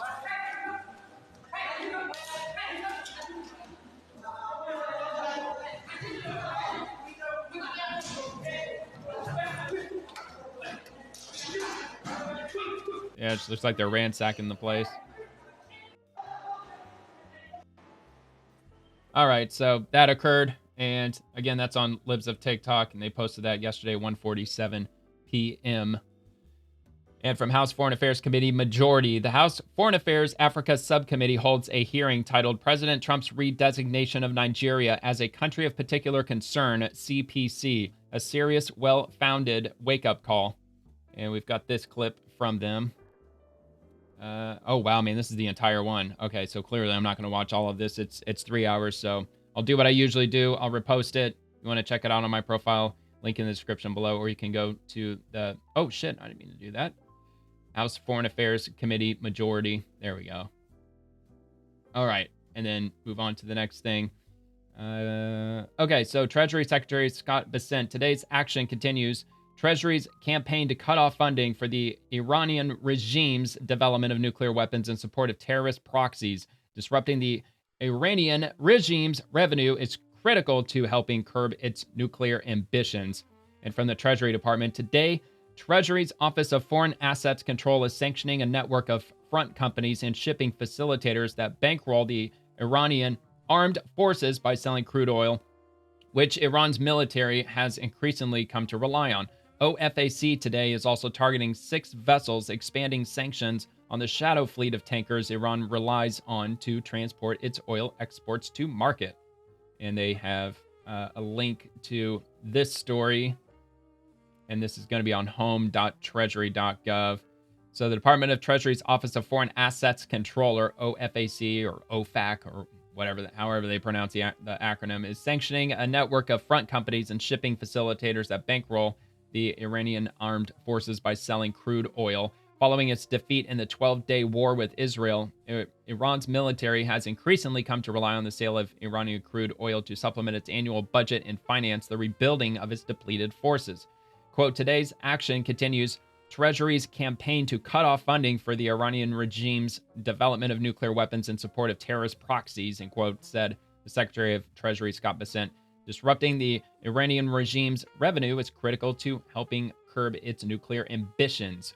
OFAC today is also targeting 6 vessels, expanding sanctions on the shadow fleet of tankers Iran relies on to transport its oil exports to market. The Trump administration has sanctioned over 170 vessels responsible for shipping Iranian petroleum and petroleum products, driving up costs for Iranian oil exporters and reducing the revenue Iran receives for each barrel of oil sold. Lastly, OFAC is taking further action today against Iranian airline Mahan Air, which has worked closely with the Islamic Revolutionary Guard Corps QODS force to arm and supply Iran-backed terrorist groups throughout the Middle East. Mahan Air played a key role in the Iranian regime's efforts to arm the now disposed regime of Syrian dictator Bashar al-Assad. And very, very lengthy, very, very detailed. If you're interested in the details with the latest on Iran and the Treasury and the sanctions and all that, it'll all be linked there on treasury.gov. And we're going to move on to the next topic from Chuck Schumer. The shamelessness of this administration knows no bounds. Secretary Noem must immediately disavow this memo and fire those who wrote it. This might finally be the comment that I was looking for down in the comments section. So first, this is from Jordan Fabian. Quote, the U.S. Coast Guard will no longer classify the swastika, an emblem of fascism and white supremacy, inextricably linked to the murder of millions of Jews and what more than 400,000 U.S. troops died fighting against in World War II, as a hate symbol. According to a new policy that takes effect next month, instead, the Coast Guard will classify the Nazi-era insignia as potentially decisive under its new guidelines. So this guy, by the way, writes for Bloomberg, the White House editor, an absolute piece of work. So this is the response from the Coast Guard following that statement, and they say the claims that the U.S. Coast Guard will no longer classify swastikas, nooses, or other extremist imagery as prohibited symbols are categorically false. These symbols have been and remain prohibited in the Coast Guard per policy. Any display, use, or promotion of such symbols, as always, will be thoroughly investigated and severely punished. The Coast Guard remains unwavering in its commitment to fostering a safe, respectful, and professional workplace. Symbols such as swastikas, nooses, and other extremist or racist imagery violate our core values and are treated with the seriousness they warrant under current policy. That's from Admiral Kevin Lunde, who is acting commandant, U.S. Coast Guard, and that was from today at 2:58 p.m. So that was just a few hours ago when they posted that. And so, yeah, scumbag, freaking journalist, quote-unquote journalist, trying to spread, fake news propaganda. If you're really curious, I'm not going to get into it because Washington Post is just a freaking rag of an article, I imagine, where they're just going to spew a bunch of nonsense. But Chuck Schumer, he was said, that's what his response to it. This administration knows no bounds. Like, how dare they accept the swastika in the U.S. Coast Guard, which, I mean, anybody who exercises any amount of common sense would look at that and be like, come on, man, they're completely full of shit. Just trying to spread just ridiculousness. Oh, behave. So there's the statement. And yeah, that was the post that I was looking for earlier, which is why I gave it a like, because I was hoping to bring that up. So yeah, you were really stupid, Chuck. Listen to my hero from CNN, absolutely toast Schumer shut down 2025. 5 minutes, it's a bit long, so I don't want to get into that. Democrats lying again, surprise, surprise. Coast Guard being smeared for unclear language, but a reading of Chapter 11 of its code says the swastika nooses will be removed. It does not condone them. Symbol for or flag is divisive of its public display, adversely affects good order and discipline, unit cohesion, command climate, morale, or mission effectiveness.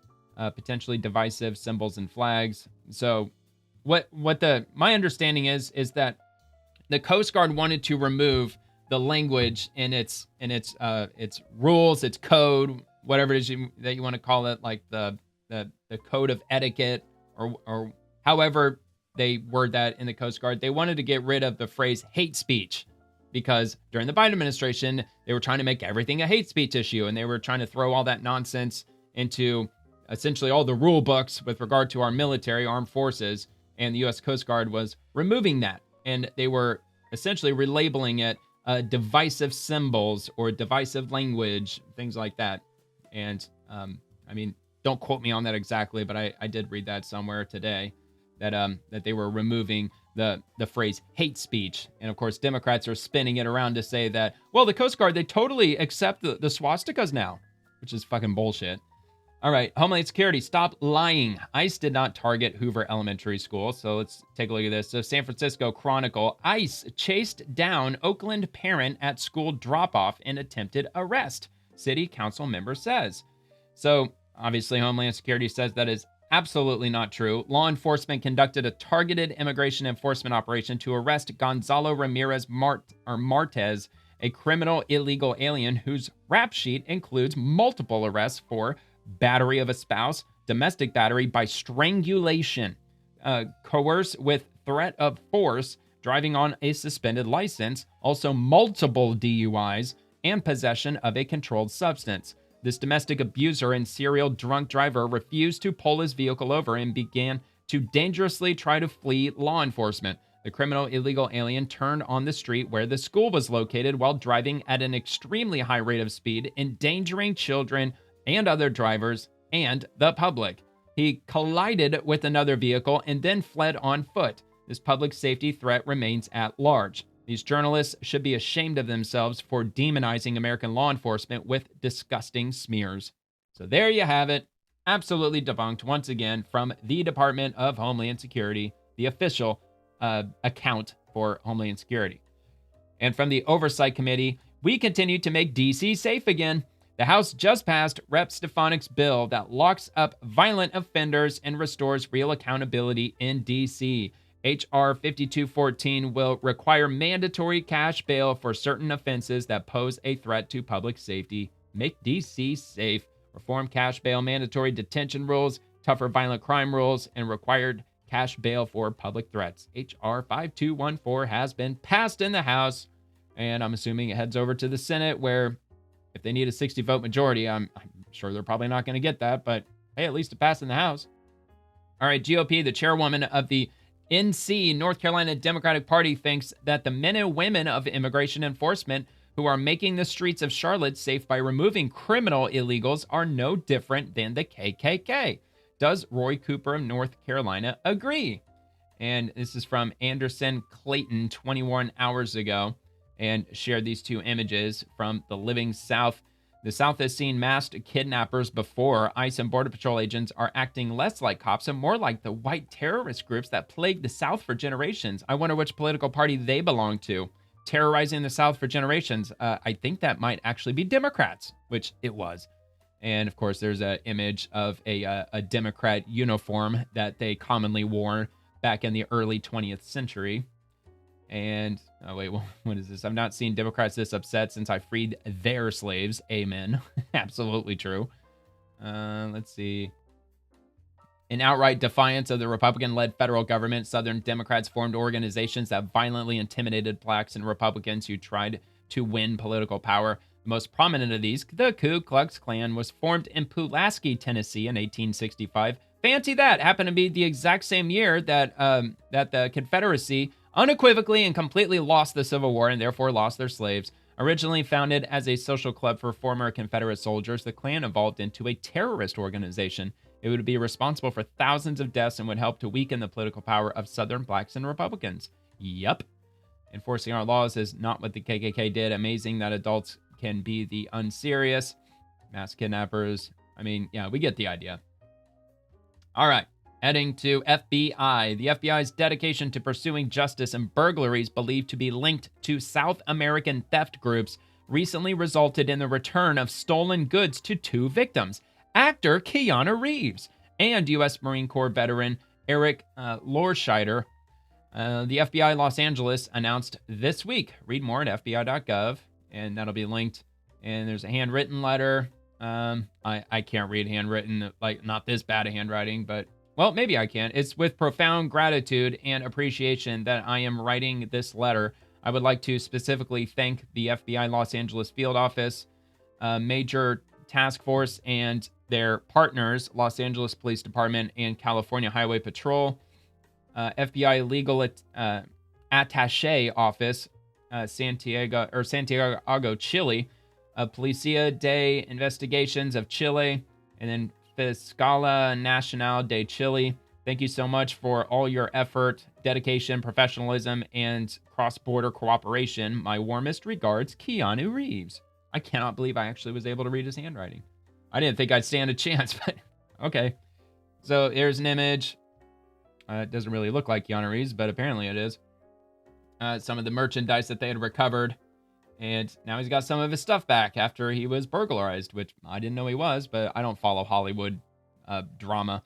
So this is from CBP, Customs and Border Patrol, and they're reposting Homeland Security from 7 hours ago. Dear criminal illegal aliens, we are gone. It is safe to come out with Mr. Giga Chad. They shared that image. And they're replying to Queen City News from 10 hours ago. Quote unquote, Charlotte's Web is over. U.S. Customs and Border Protection operation ends. ICE remains operational, and Mecklenburg County Sheriff say, and from Getty Images. And I don't know if I have that exact post, but I believe Immigrations and Customs Enforcement or Border Patrol, one or the other, they came out and said, no, Charlotte's Web's not over. It's ongoing indefinitely, but, you know, you could keep believing whatever you want to believe.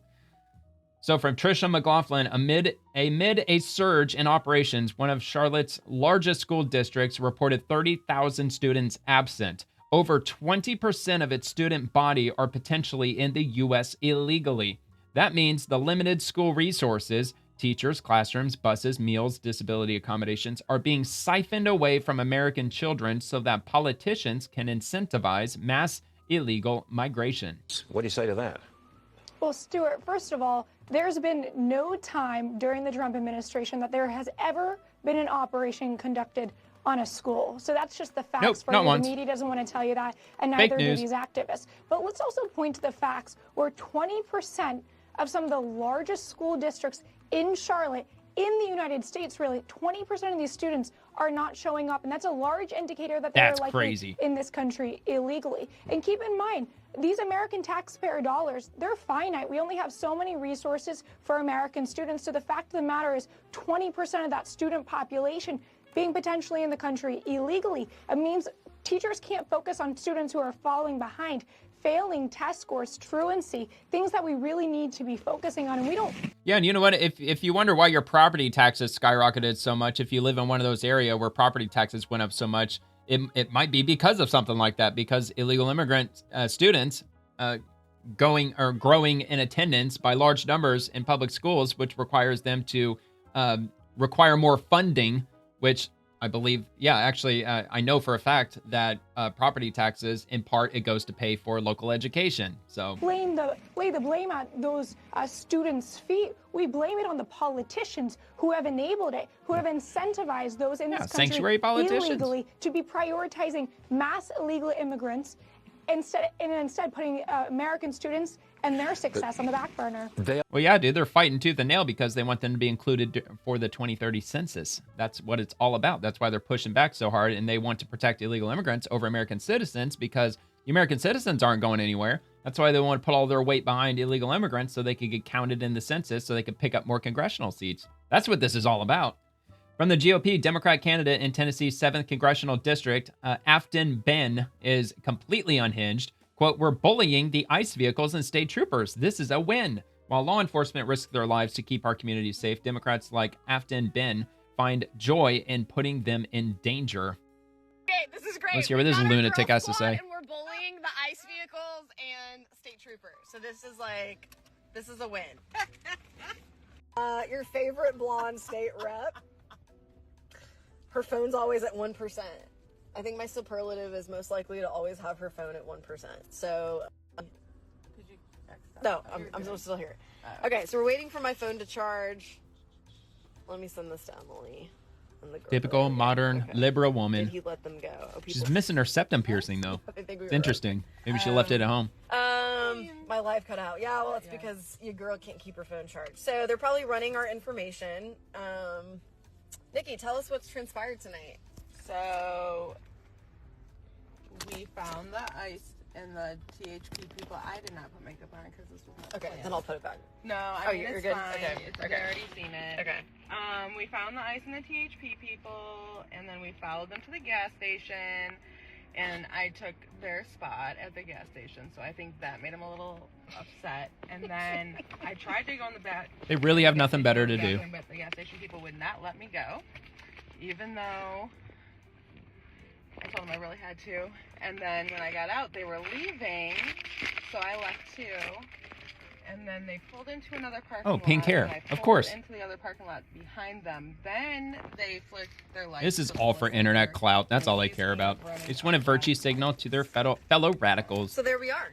So here we are. Tomato, tomato. Give me brownie points. Help. Okay, why do you think that they came up to my side? The state trooper came up to my side of the window and not Nikki's window. Why do you think that happened? Also, Because you're driving, you retard. ID. Am I correct? I know I'm correct because I asked this earlier. So one, why do you think that the state trooper came up to my window, not Nikki's? And then did he ask for my ID and Nikki said that wasn't? And he said it's a lawful order. It's a lawful order. Not. This is why you have to pay attention to who you're voting for on the local level, because there's just no limit to how retarded these people can be, more particularly on the left. But hopefully one day that changes. Hopefully they come to their senses. I only pray that they do, because this isn't good for anybody. All right, Caroline Leavitt, White House press secretary. Almost a third of truckers stopped in Texas immigration sweep were illegal immigrants. Almost a third of all of the truck drivers that were stopped during the immigration sweep are illegals. Nearly 1 in 3 truck drivers pulled over during a recent operation in Texas were illegal immigrants, many of whom received commercial driver's licenses in California. Texas Governor Greg Abbott revealed Wednesday. Okay, so it looks like it's going to paywall me, so let me just get ready for that. And do private window. Because Daily Wire, they let me get away with this a couple times. So let's see. Oh yeah, see, look at that. 7 free articles remaining. If you open up a private tab, you could read the Daily Wire. All right. Texas troopers, with the help of federal immigration authorities, found that 31 of the 105 truckers they pulled over in the state's panhandle on November 11th were in the country illegally. The sweep follows a series of recent fatal crashes that were caused by illegal immigrant truckers carrying commercial driver's licenses as the Trump administration commences a nationwide crackdown. Millions of Texans drive on our highways, roads, and streets every day, Abbott said in a statement. When illegal immigrants break the law and illegally drive on our roads, they endanger the lives of countless Texans and Americans. This joint state and federal operation along one of the nation's longest transcontinental highways removed illegal drivers and unsafe vehicles from Texas roads. While liberal states like California issue licenses to illegal immigrants and risk the lives of Americans, Texas will work with our federal partners to maintain safe roads and apprehend illegal immigrants to protect our communities, the governor said. And it looks like, let's see, Texas apprehended 31 illegals in the panhandle. Most of them have been licensed in California. This is an operation by the Texas Department of Public Safety and Federal Law Enforcement. The mission continues, and it looks like they have a statement, to that effect on the panhandle. 31 apprehended. The Department of Transportation has zeroed in on California as a major source of the issue after discovering the Golden State issued 17,000 non-domicile commercial driver's licenses to foreign drivers, the agency said earlier this month. The Trump administration is withholding $40 million from California after a federal investigation found that the state authorities weren't enforcing the English language requirement for truck drivers. Florida authorities have also pressured California to take action after illegal immigrant Harjinder Singh allegedly killed 3 people while making an illegal U-turn in August in the Sunshine State. Of course, they have to say allegedly because it's, the whole legal jargon. He hasn't been convicted yet. So technically, it's still alleged, even though he's on dash cam doing it. So Florida Attorney General James Upmeyer filed a lawsuit in October against California over its sanctuary policies and decision to issue a commercial driver's licenses to illegal immigrants. And that does it for the article. Of course, I will link that as well. And we'll head on to Tricia McLaughlin again. Wrong. Operation Charlotte's Web isn't ending anytime soon. So there it was. I thought I had that on here somewhere. So again, Queen City News, they said Charlotte's Web is over. And Tricia McLaughlin says, actually, no, it's not over. So, and by the way, she's the assistant secretary for the Department of Homeland Security. I don't know why she doesn't have the gray badge. She probably has a gray badge account. She probably has a government account, but maybe she just prefers to use her personal one. I don't know. All right, US DOT rapid response. Why the Transportation Department wants you to dress with respect at the airport. Because it's the decent thing to do. You know, it's the, I don't think, I wouldn't call it a moral thing. I would just call it just having a sense of decency, dude. Like you're going out in public. Once upon a time, when people went out in public, they actually dressed accordingly because they wanted to, put on their best outfits because they want to look their Sunday best, even when they're not going to church. I mean, you're projecting your own image out in public. The least you could do is make yourself look somewhat respectable, especially when you're traveling, through an airport or even internationally. So why the Transportation Department wants you to dress with respect? Department of Transportation, let's see, citing an undeniable rise in bad behavior on airplanes, the DOT announced a new campaign meant to encourage civility in air travel. Quote, the golden age of travel starts with you. Campaign is meant to jumpstart a nationwide conversation around how we can all restore courtesy and class to air travel, according to the DOT. Or how about anytime somebody gets into a fight on a plane, they get charged with felonies and they get their asses thrown in prison. But I know that's already happening. And of course, that's not, taking down the number of incidents that are happening on flights. But in the campaign's announcement, the department cited worrying trends that have festered among travelers for years, including 13,800 unruly passenger incidents since 2021, a 400% increase in in-flight outbursts since 2019, and 1 in 5 flight attendants experiencing physical incidents in just 2021 alone. Well, look, people were really wound up pretty tightly in 2021 because everybody was still forced to wear masks on planes. And just the political environment at the time was just, kind of insane. I mean, they were kicking people off flights for wearing MAGA hats and Trump shirts. You remember that? And then I remember seeing an incident where somebody was wearing a BLM shirt and they weren't kicked off. And somebody made that reference. Oh, you're kicking people off wearing MAGA hats, but somebody wears a BLM shirt, but that's perfectly fine. But anyway, so, quote, there's no question we've lost sight of what makes travel fun, the excitement, the relaxation, the cordial conversations. The DOT's announcement said, Americans already feel divided and stressed. We can all do our part to bring back civility, manners, and common sense. When we can unite around shared values, we can feel more connected as a country. Here are the things Transportation Secretary Sean Duffy wants travelers to ask themselves next time they fly. Number 1, are you helping a pregnant woman or the elderly with placing their bags in the overhead bin? Also, are you dressing with respect? Number 3, are you keeping control of your children and helping them through the airport? Number 4, are you saying thank you to your flight attendants? And number 5, are you saying please and thank you in general? All fair questions. The golden rule, do unto others above anything. But I don't think you're going to get the public to start wearing dresses and suits when they fly. I think everybody's going to stick to the most comfortable PJs they can find. And I honestly, to be honest with you, I really wouldn't push back against it. I mean, if it were the norm in public to wear like let's say like a bathrobe with a t-shirt and shorts underneath, not boxers, like an actual like t-shirt and shorts, and you got a bathrobe over, like I would totally rock that. Just because it's so damn comfortable. I've always been more of a comfort over, sharply dressed. But I totally understand what they're saying, that, like if that were the industry standard, in other words, if they're not going to let me on a flight unless I'm wearing something decent, like I don't know, like khaki pants and a collared shirt, like tucked in with like a belt or, some decent shoes or something, I'm not going to fight back against that. I would probably play along with it, even though that would really suck. All right. But anyway, U.S. Census Bureau.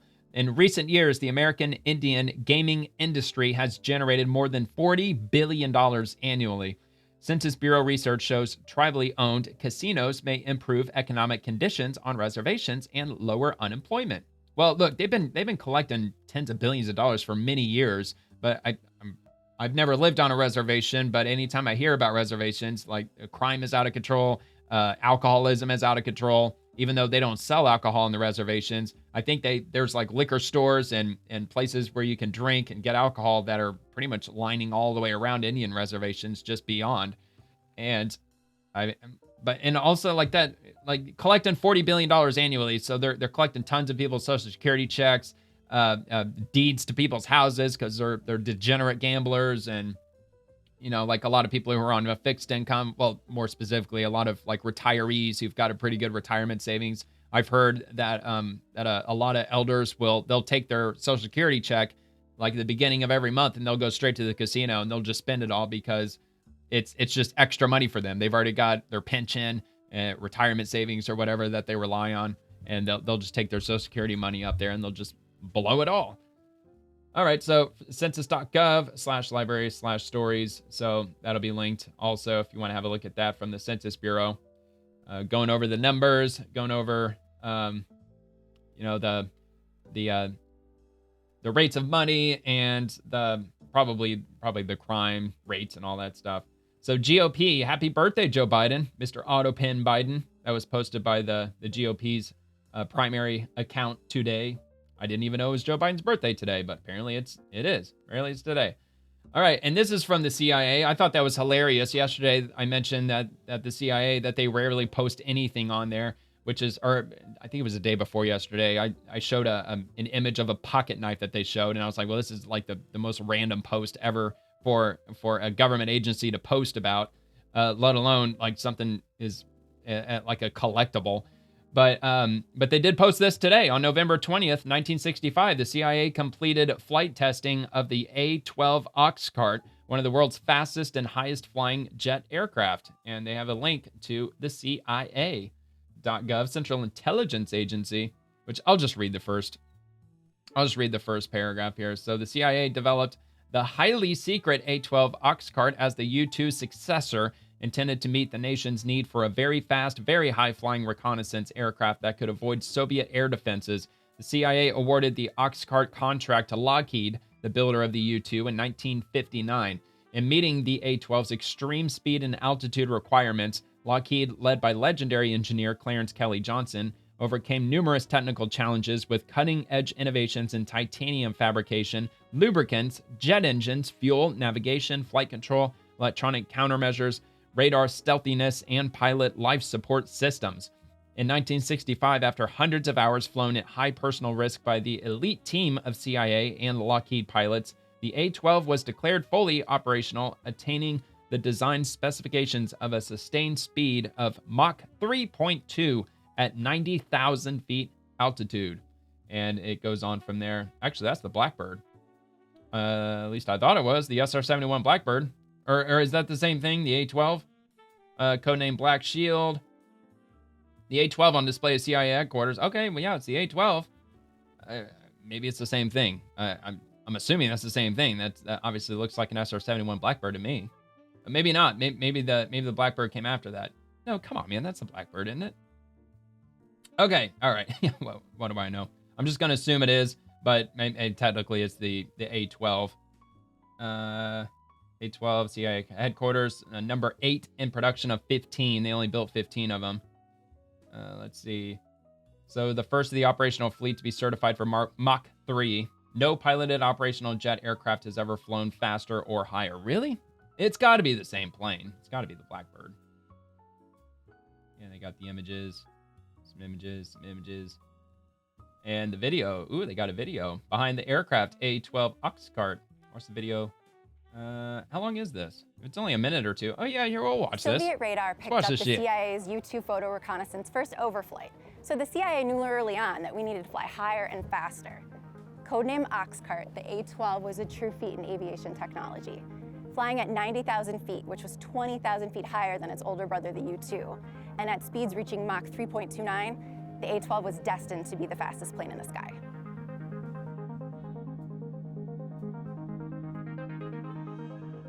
In the 1950s, the CIA partnered with Lockheed to create the A-12, and development required new technologies.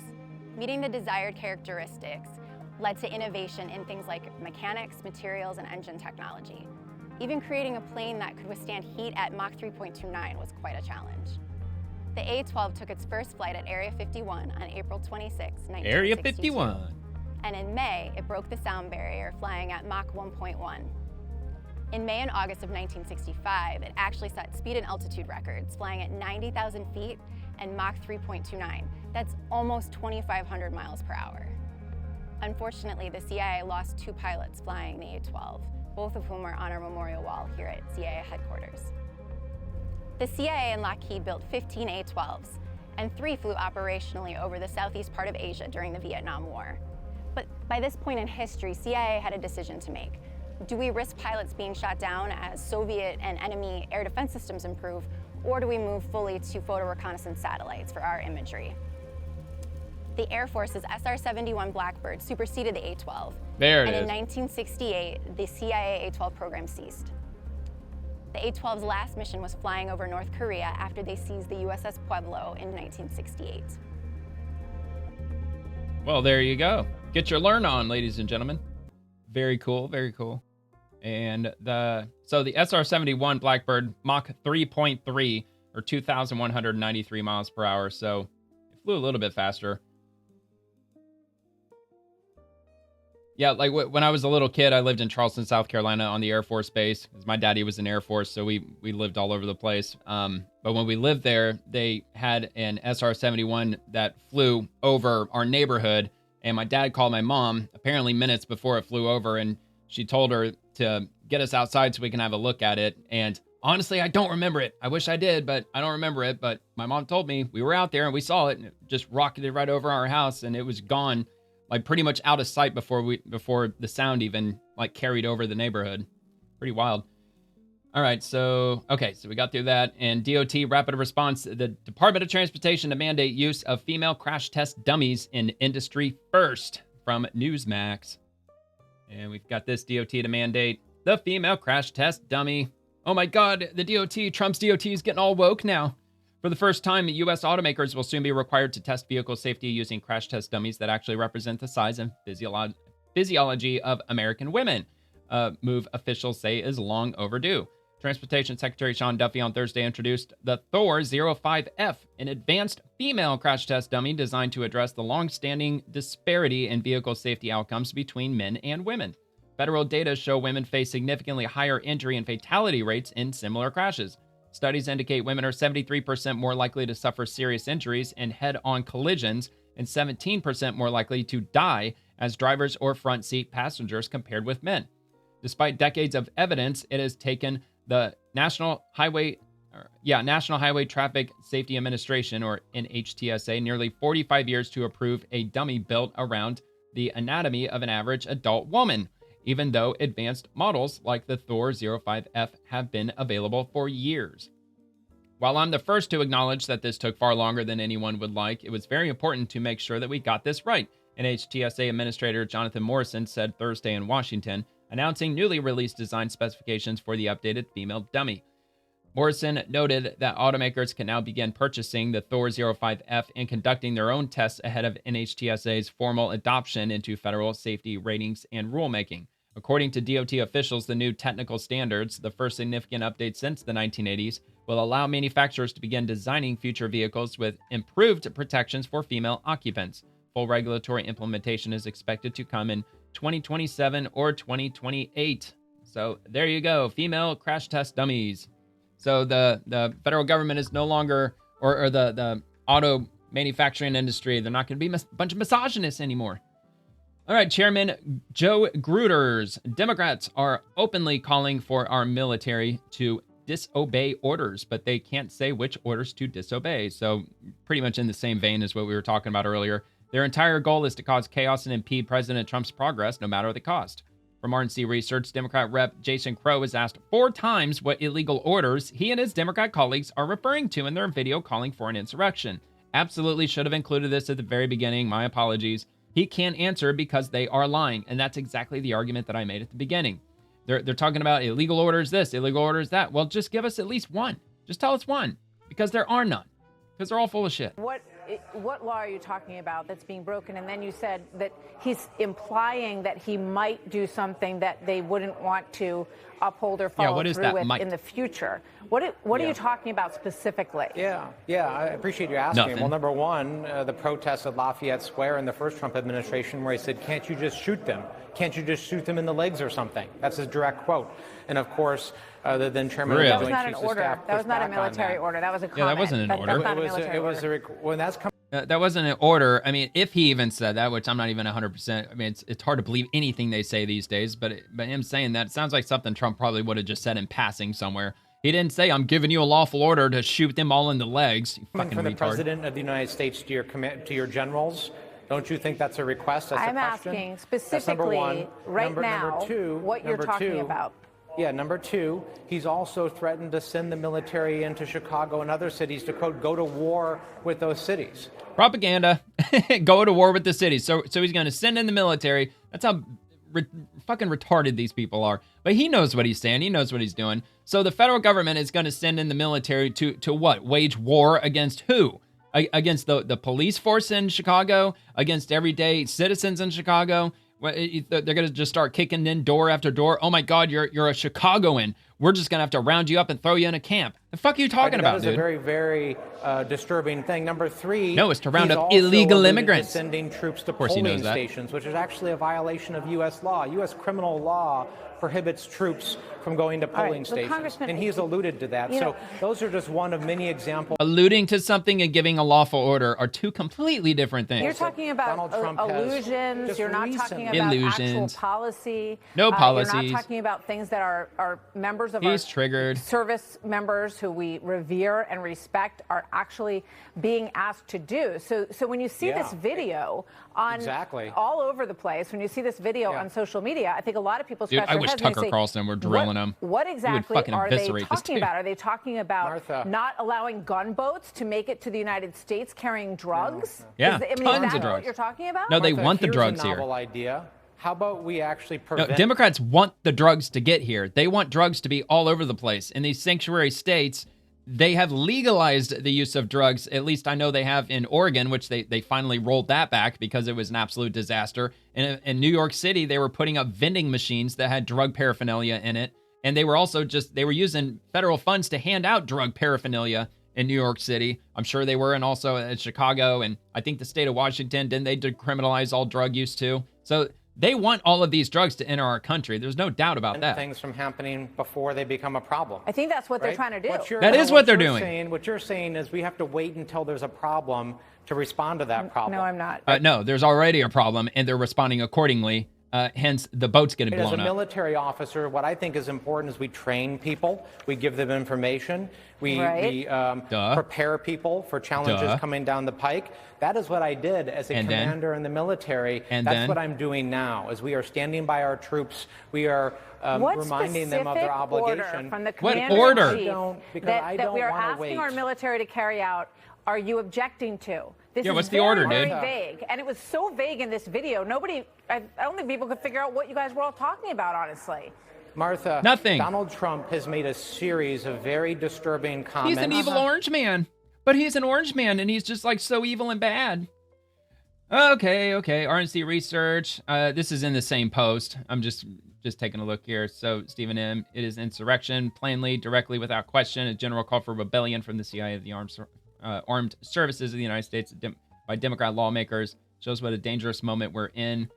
So it's in the same conversation. It's on Fox News, so there's not going to be any back and forth like what we just witnessed in this video. But I mean, we'll hear what Stephen Miller has to say. It is insurrection, plainly, directly, without question. And when you have one of the lawmakers on that video being unable to state in, as you say, lengthy cross-examination, a single so-called illegal order, it just proves the point. It's a general call for rebellion from the CIA and the armed services of the United States by Democrat lawmakers, saying that you have not only the right but the duty and the obligation to defy what illegal orders? of the commander-in-chief. That those who carry weapons in America's name should defy their chain of command and engage in open acts of insurrection, that the CIA, the clandestine service, which isn't even legally authorized to operate in the United States, No. should They engage should dismantle in, again, them. acts of rebellion and insurrection. Because you know they're operating inside the country. Of course they are. Should honestly resign in disgrace and never return to public office again. Yeah, that ain't happening. Daring to think, let alone to say these words and to say them proudly. But it shows what a dangerous moment we're in. We have seen the Democratic Party nurse the flames of violence and insurrection against the federal government for the last 10 months. When you see 10 months, try 10 years, dude. Continuous campaign of violence against ICE officers and Border Patrol agents, when you see Democrat sanctuary politicians and Democrat sanctuary governors side with the rioters, side with the assaulters over federal law enforcement, and the that illegals, spills even into juries and grand juries, when you see Democrat jurors engage in nullification to let off violent attackers who are engaging in physical violence, physical assault against federal officers. This is a dangerous moment. You have a political party, an organization, the Democrat Party, and their message is that any action, no matter how unlawful, no matter how dangerous, no matter how much it threatens constitutional order, is justified if it keeps Democrat policies in effect at any cost. Yeah, I got really no pushback on that. That's for sure. They're a bunch of psychopaths, man. They just want to burn it all down. Okay, we were there and here. So House Foreign Affairs Committee Majority Rep. Brian Mast, our adversaries use Venezuela as a staging ground to target and hurt America. First of all, you see that ship pull up, and that's got to send some shockwaves through Maduro's camp.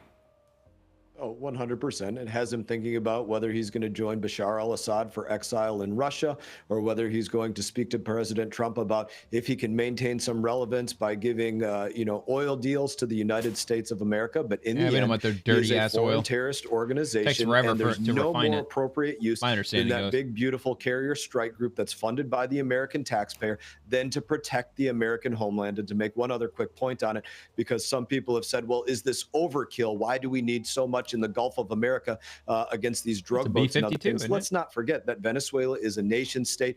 They have old generation F-16s. They have Russian jets. So if they wanted to, they could bring to bear other forces against what we bring to bear against those drug boats. Well, and look, along with what you just detailed, there's this element of it that's popped up. Iran is now in the equation. Iran has put their backing behind Venezuelan dictator Nicolas Maduro and warned of, quote unquote, dangerous repercussions. Well, that's no surprise. From any U.S. military action taken. Venezuela welcomes that support from Iran. So what does this do? Is this a game change?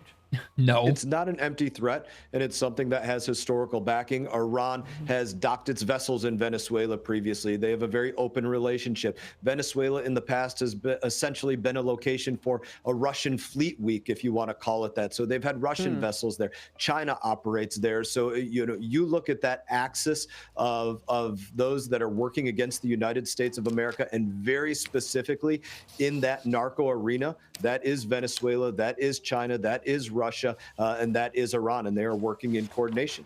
Yeah, it's not good.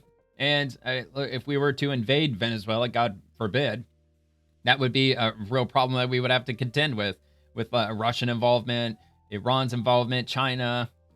All right, DOW rapid response. Secretary of War Pete Hegseth on Nicolas Maduro. What is your message to Nicolas Maduro? Well, it brings a whole bunch of new options to the United States. And he is indicted and wanted for his he's not a legitimately elected leader of Venezuela. Everybody $50 million reward. Effectively lying to the previous administration about that he would leave office. He didn't. He's involved in trafficking and is indicted, is wanted for $50 million. He knows all that. We know all that. Gives more tools to our department to give options to the president to ultimately say our hemisphere will not be controlled by narco-terrorists. It will not be controlled by cartels. It will not be controlled by what illegitimate regimes try to push toward the American people. So it's just about options. And we plan better than any organization in the world here. We want to make sure the president has options to include doing a whole lot, to include doing, the cartel mission that we're doing there as well. So nothing's off the table, but nothing's automatically on the table either. All right, nothing's off or on. We'll just have to see where it goes. Lee Zeldin, great conversation with Patrick Bet-David this morning about the incredible work we're doing at the Trump EPA to protect the environment and grow the economy. We're applying common sense, following the law, and strategically deregulating at historic levels to deliver on the Trump mandate. if I had to do the math, it's possible that at least half of the president's deregulatory agenda is at our agency at EPA. We will do Trump's more signature right there. deregulation in 1 year than entire federal governments in the past have done across all federal agencies combined across entire presidencies. One agency, 1 year, more deregulation than you've ever seen. One proposed act of deregulation alone, a proposed rescission of the 2009 Obama EPA endangerment finding and all the greenhouse gas emissions get of rid light, of medium, that, and man. heavy-duty vehicles, and the off-cycle credits on the annoying things like the start-stop feature of vehicles, which very annoying. It's not even good for the my car uses a real key. Thank if God. finalized, that proposal will be the largest act of deregulation in the history of the United States of America. Now, if anyone was only listening to the last 45 seconds of what I said, they're like, oh my gosh, you're talking about all this deregulation. Yeah, we never lose sight of our core mission of protecting human health and the environment. We just put out, these are the 3 best press releases that we put out this year. On the 100th day of President Trump's term in office, our top 100 environmental actions from those first 100 days. On President Trump's 200th day in office, the next top 100 environmental accomplishments from the next 100 days. And just this past week, on the 300th day of President Trump's term in office, our next top 100 environmental accomplishments. 300 environmental accomplishments, 300 days, we're never going to lose sight of it. Yeah, big win, man. Awesome win. Look, I thought he meant push to start. That's what I was thinking. That's why I said real key. No, he said start, stop. So that's every time that your car stops, the engine turns off. And I'm assuming like when you let off the brake, that's when it turns on. I'm not so sure. I've never driven a car with start-stop feature, but EPA delivers additional 100 top environmental accomplishments, 300 environmental wins, highlighted since President Trump took office in January. So yeah, there's supposed to be, what was it? I actually just probably said it, but it was like they're eliminating 30 regulations for every 1 regulation that they're putting on. Anyway, Secretary Sean Duffy, preliminary NTSB reported the investigation into the Louisville, Kentucky UPS plane crash finds the left engine and left pylon detached during takeoff. The findings into what went wrong are extremely important for the U.S. Department of Transportation. Thank you to the FAA and the NTSB for making this a top priority. And from the NTSB newsroom, as you can see in the images, the NTSB issues the preliminary report for its ongoing investigation of the November 4th crash of a UPS Boeing MD-11F airplane in Louisville, Kentucky. And you could download the full report here. So yeah, I mean, like the engine obviously came off right there, and then it flew up, caught on fire, and it ended up crashing. So here is the report, or at least the link to the report. Oh yeah, here it is. I'm guessing that's going to be this, which is probably PDF maybe. Oh no, so it's like a direct save. Okay. All right. Yeah, so you can directly save it. I'm assuming it's a PDF. I'm surprised it doesn't actually open into a different, like, will it open into a different tab? No, it'll just open it up to a save window. All right, whatever. So on November 4th, 2025, about 17:14 Eastern Standard Time, the United Parcel Service UPS Flight 2976, a Boeing McDonnell Douglas MD-11F airplane with the, not call sign, the serial number, is that what that's called? N259UP, was destroyed after it impacted the ground shortly after takeoff from runway 17R at Louisville Muhammad Ali International Airport in Louisville, Kentucky. The 3 crew members aboard the plane and 11 people on the ground were fatally injured. There were 23 others on the ground who were injured. Flight 2976 was a domestic cargo flight operating under the provisions of Title 14 Code of Federal Regulations, CFR Part 121, from SDF to Daniel K. Inouye International Airport in Honolulu, Hawaii. Or is it Inouye? Is that what that is? Inouye? All right. In response to the accident, the NTSB traveled to SDF on November 5th of 2025 and started the process of documenting the accident site and collecting the perishable data necessary for the investigation. As part of the investigative process, the NTSB invited qualified parties to participate in the investigation, which included the Federal Aviation Administration, also UPS, and also Boeing, Independent Pilots Association, General Electric Aerospace, and the Teamsters Airline Division. And like I said, the report's there to download if you want to read up on the details for that. And heading to USGS Volcanoes, 3 eruptive episodes, 1 video, Watch as Kilauea Summit eruption, episodes 34, 35, and 36 unfold in this time-lapse video created with USGS Hawaiian Volcano Observatory webcam imagery. Note the use of images from two different cameras, one closer to the vent and one farther.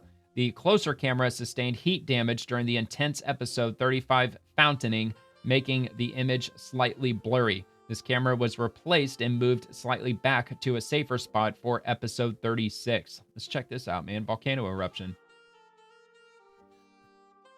And no sound, of course. Tons of volcanism. Lots of lava spewing out. Hundreds of feet into the air. Which I want to say that I read somewhere that the fountains rose up to 300 feet in the air. At its maximum. Just absolute explosive volcanic activity. It's always cool to see. I'm sure there's got to be a live stream somewhere. Probably right here on YouTube. Probably a live stream. I know they've got a live camera feed over in Iceland. Like whichever volcano or volcanoes that are most active over there on that island. So that's episode 36 near camera.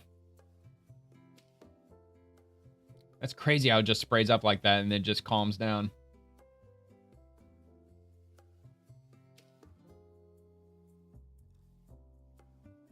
Yeah, that's the island of Hawaii continues to grow. It's getting bigger and bigger. Watching it in real time. Well, not exactly real time, but...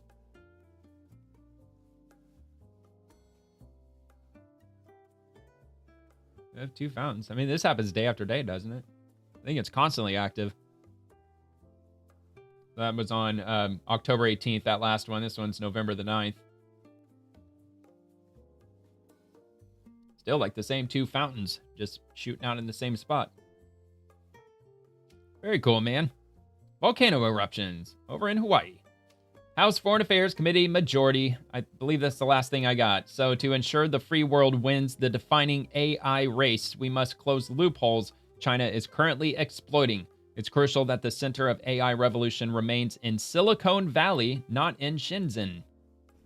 Cutting-edge AI chips like NVIDIA Blackwell are driving the AI revolution that may define the 21st century.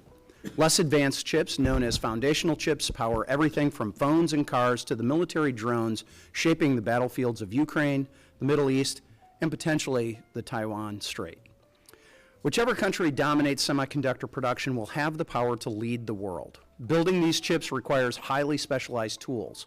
These chip-making tools, often worth billions of dollars, can etch features in chips that are smaller than the width of a strand of human DNA. Not hair, DNA. Damn. American, Dutch, and Japanese companies control the vast majority of the market share. If the free world blocked China's access to these machines, America and its allies would control the defining technology of our time. President Trump and his administration understand this based on their public statements. During his first administration, President Trump blacklisted key Chinese semiconductor companies, Huawei and SMIC, and convinced the Netherlands to block China's access to the most advanced chip-making tool in the world, known as the EUV lithography machines. EUV lithography machines are used to make advanced chips like the NVIDIA Blackwells, which power cutting-edge AI tools. Thankfully, President Trump had the foresight to make this move 3 years before ChatGPT unleashed the AI revolution. The Biden administration later expanded on President Trump's export controls to cover other essential tools, slowing Chinese chip production capabilities. Unfortunately, many of the Biden administration's export controls contain critical loopholes, culminating in the administration's ineffective leadership abroad on this issue. Troubling, the Biden administration gave a free pass to key allies who continue to provide Chinese Communist Party with chip-making equipment to this day. Moreover, the United States and its allies continue to provide China with the essential components it needs to build its own tools. America must close these loopholes to stop the Chinese Communist Party from leveraging our technology for its military modernization efforts and pursuit of technological dominance. I believe President Trump is committed to closing these loopholes. On the first day of his second term, President Trump directed State and Commerce to, quote, identify and eliminate loopholes in existing export controls, close quote. The White House's AI Action Plan partially written by Mr. Ball here, goes further by recommending export controls on advanced subcomponents used to make chip-making tools, in addition to stopping allies from supplying China's defense industrial base and backfilling U.S. technology. The time to act is now. The Chinese Communist Party is exploiting the loopholes in U.S. export controls to stockpile chip-making tools and critical components while it still can. If left unchecked, the CCP would use its dominance in chip production to modernize its military and build the advanced chips needed to win the AI arms race.